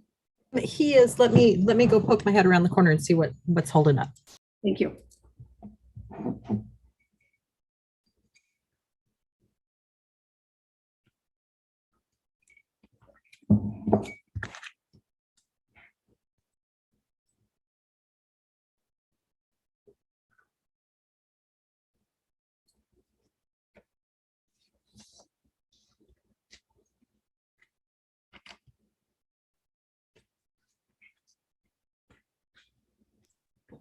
Should be just another moment. Great, thank you. There he is. He's back. Looks like he's back on. Great. Welcome back, everyone. I would like to call the January 14th, 2022 Fish and Wildlife Commission back to order. I'm Mary Wall, Chair of the Oregon Fish and Wildlife Commission, and we are right now at item G, Jump Creek Fish Passage exemption.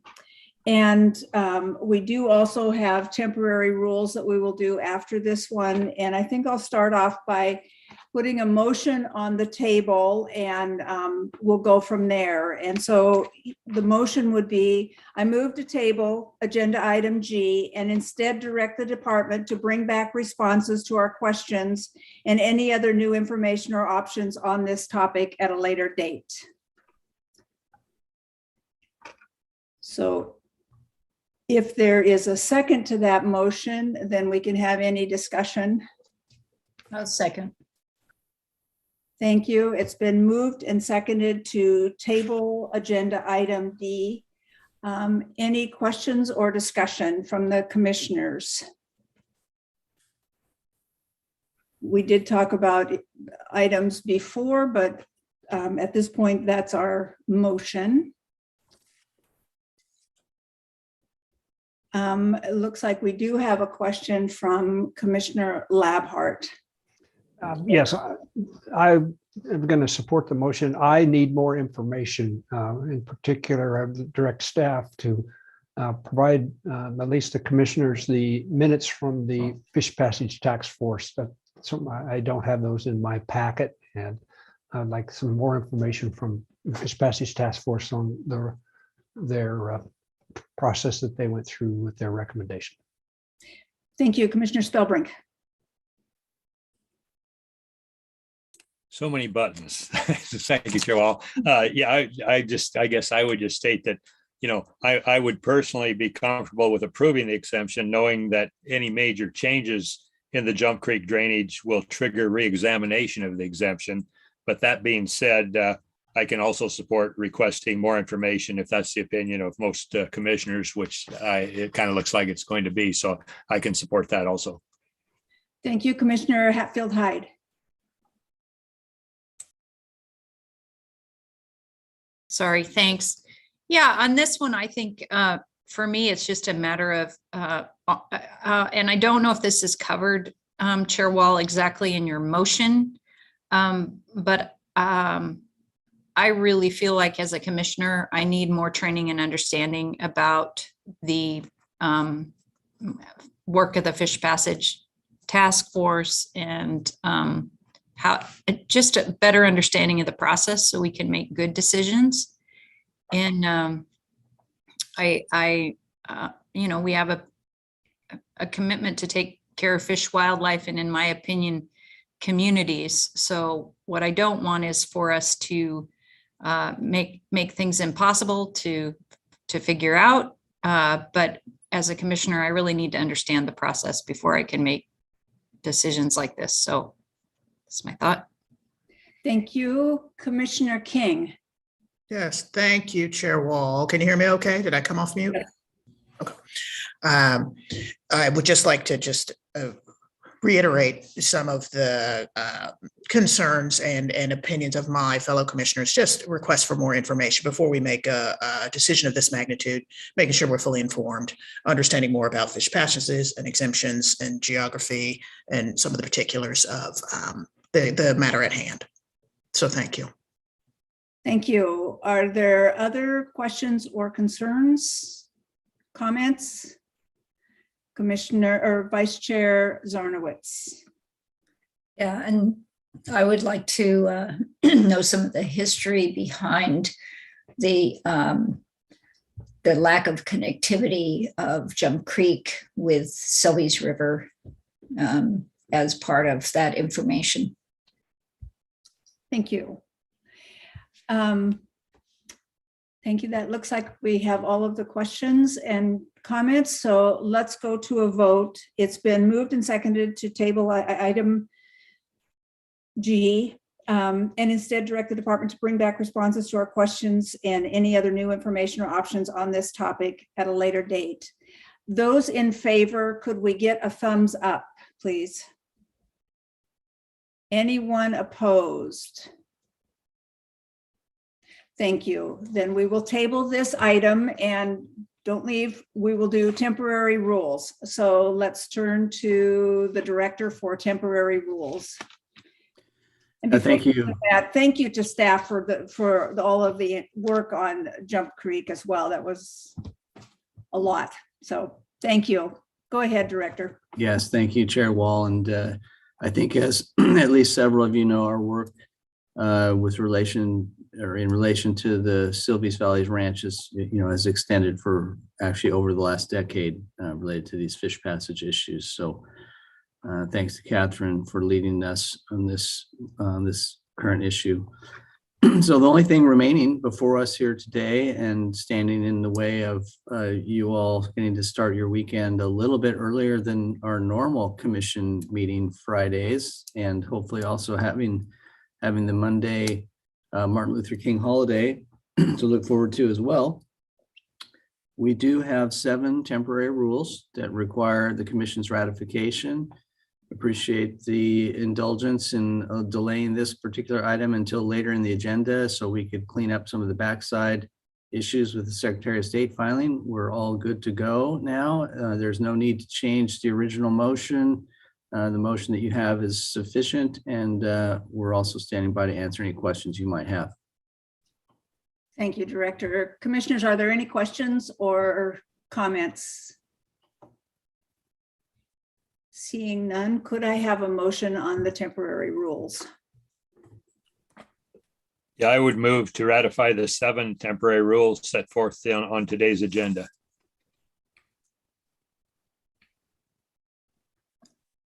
Is there a second?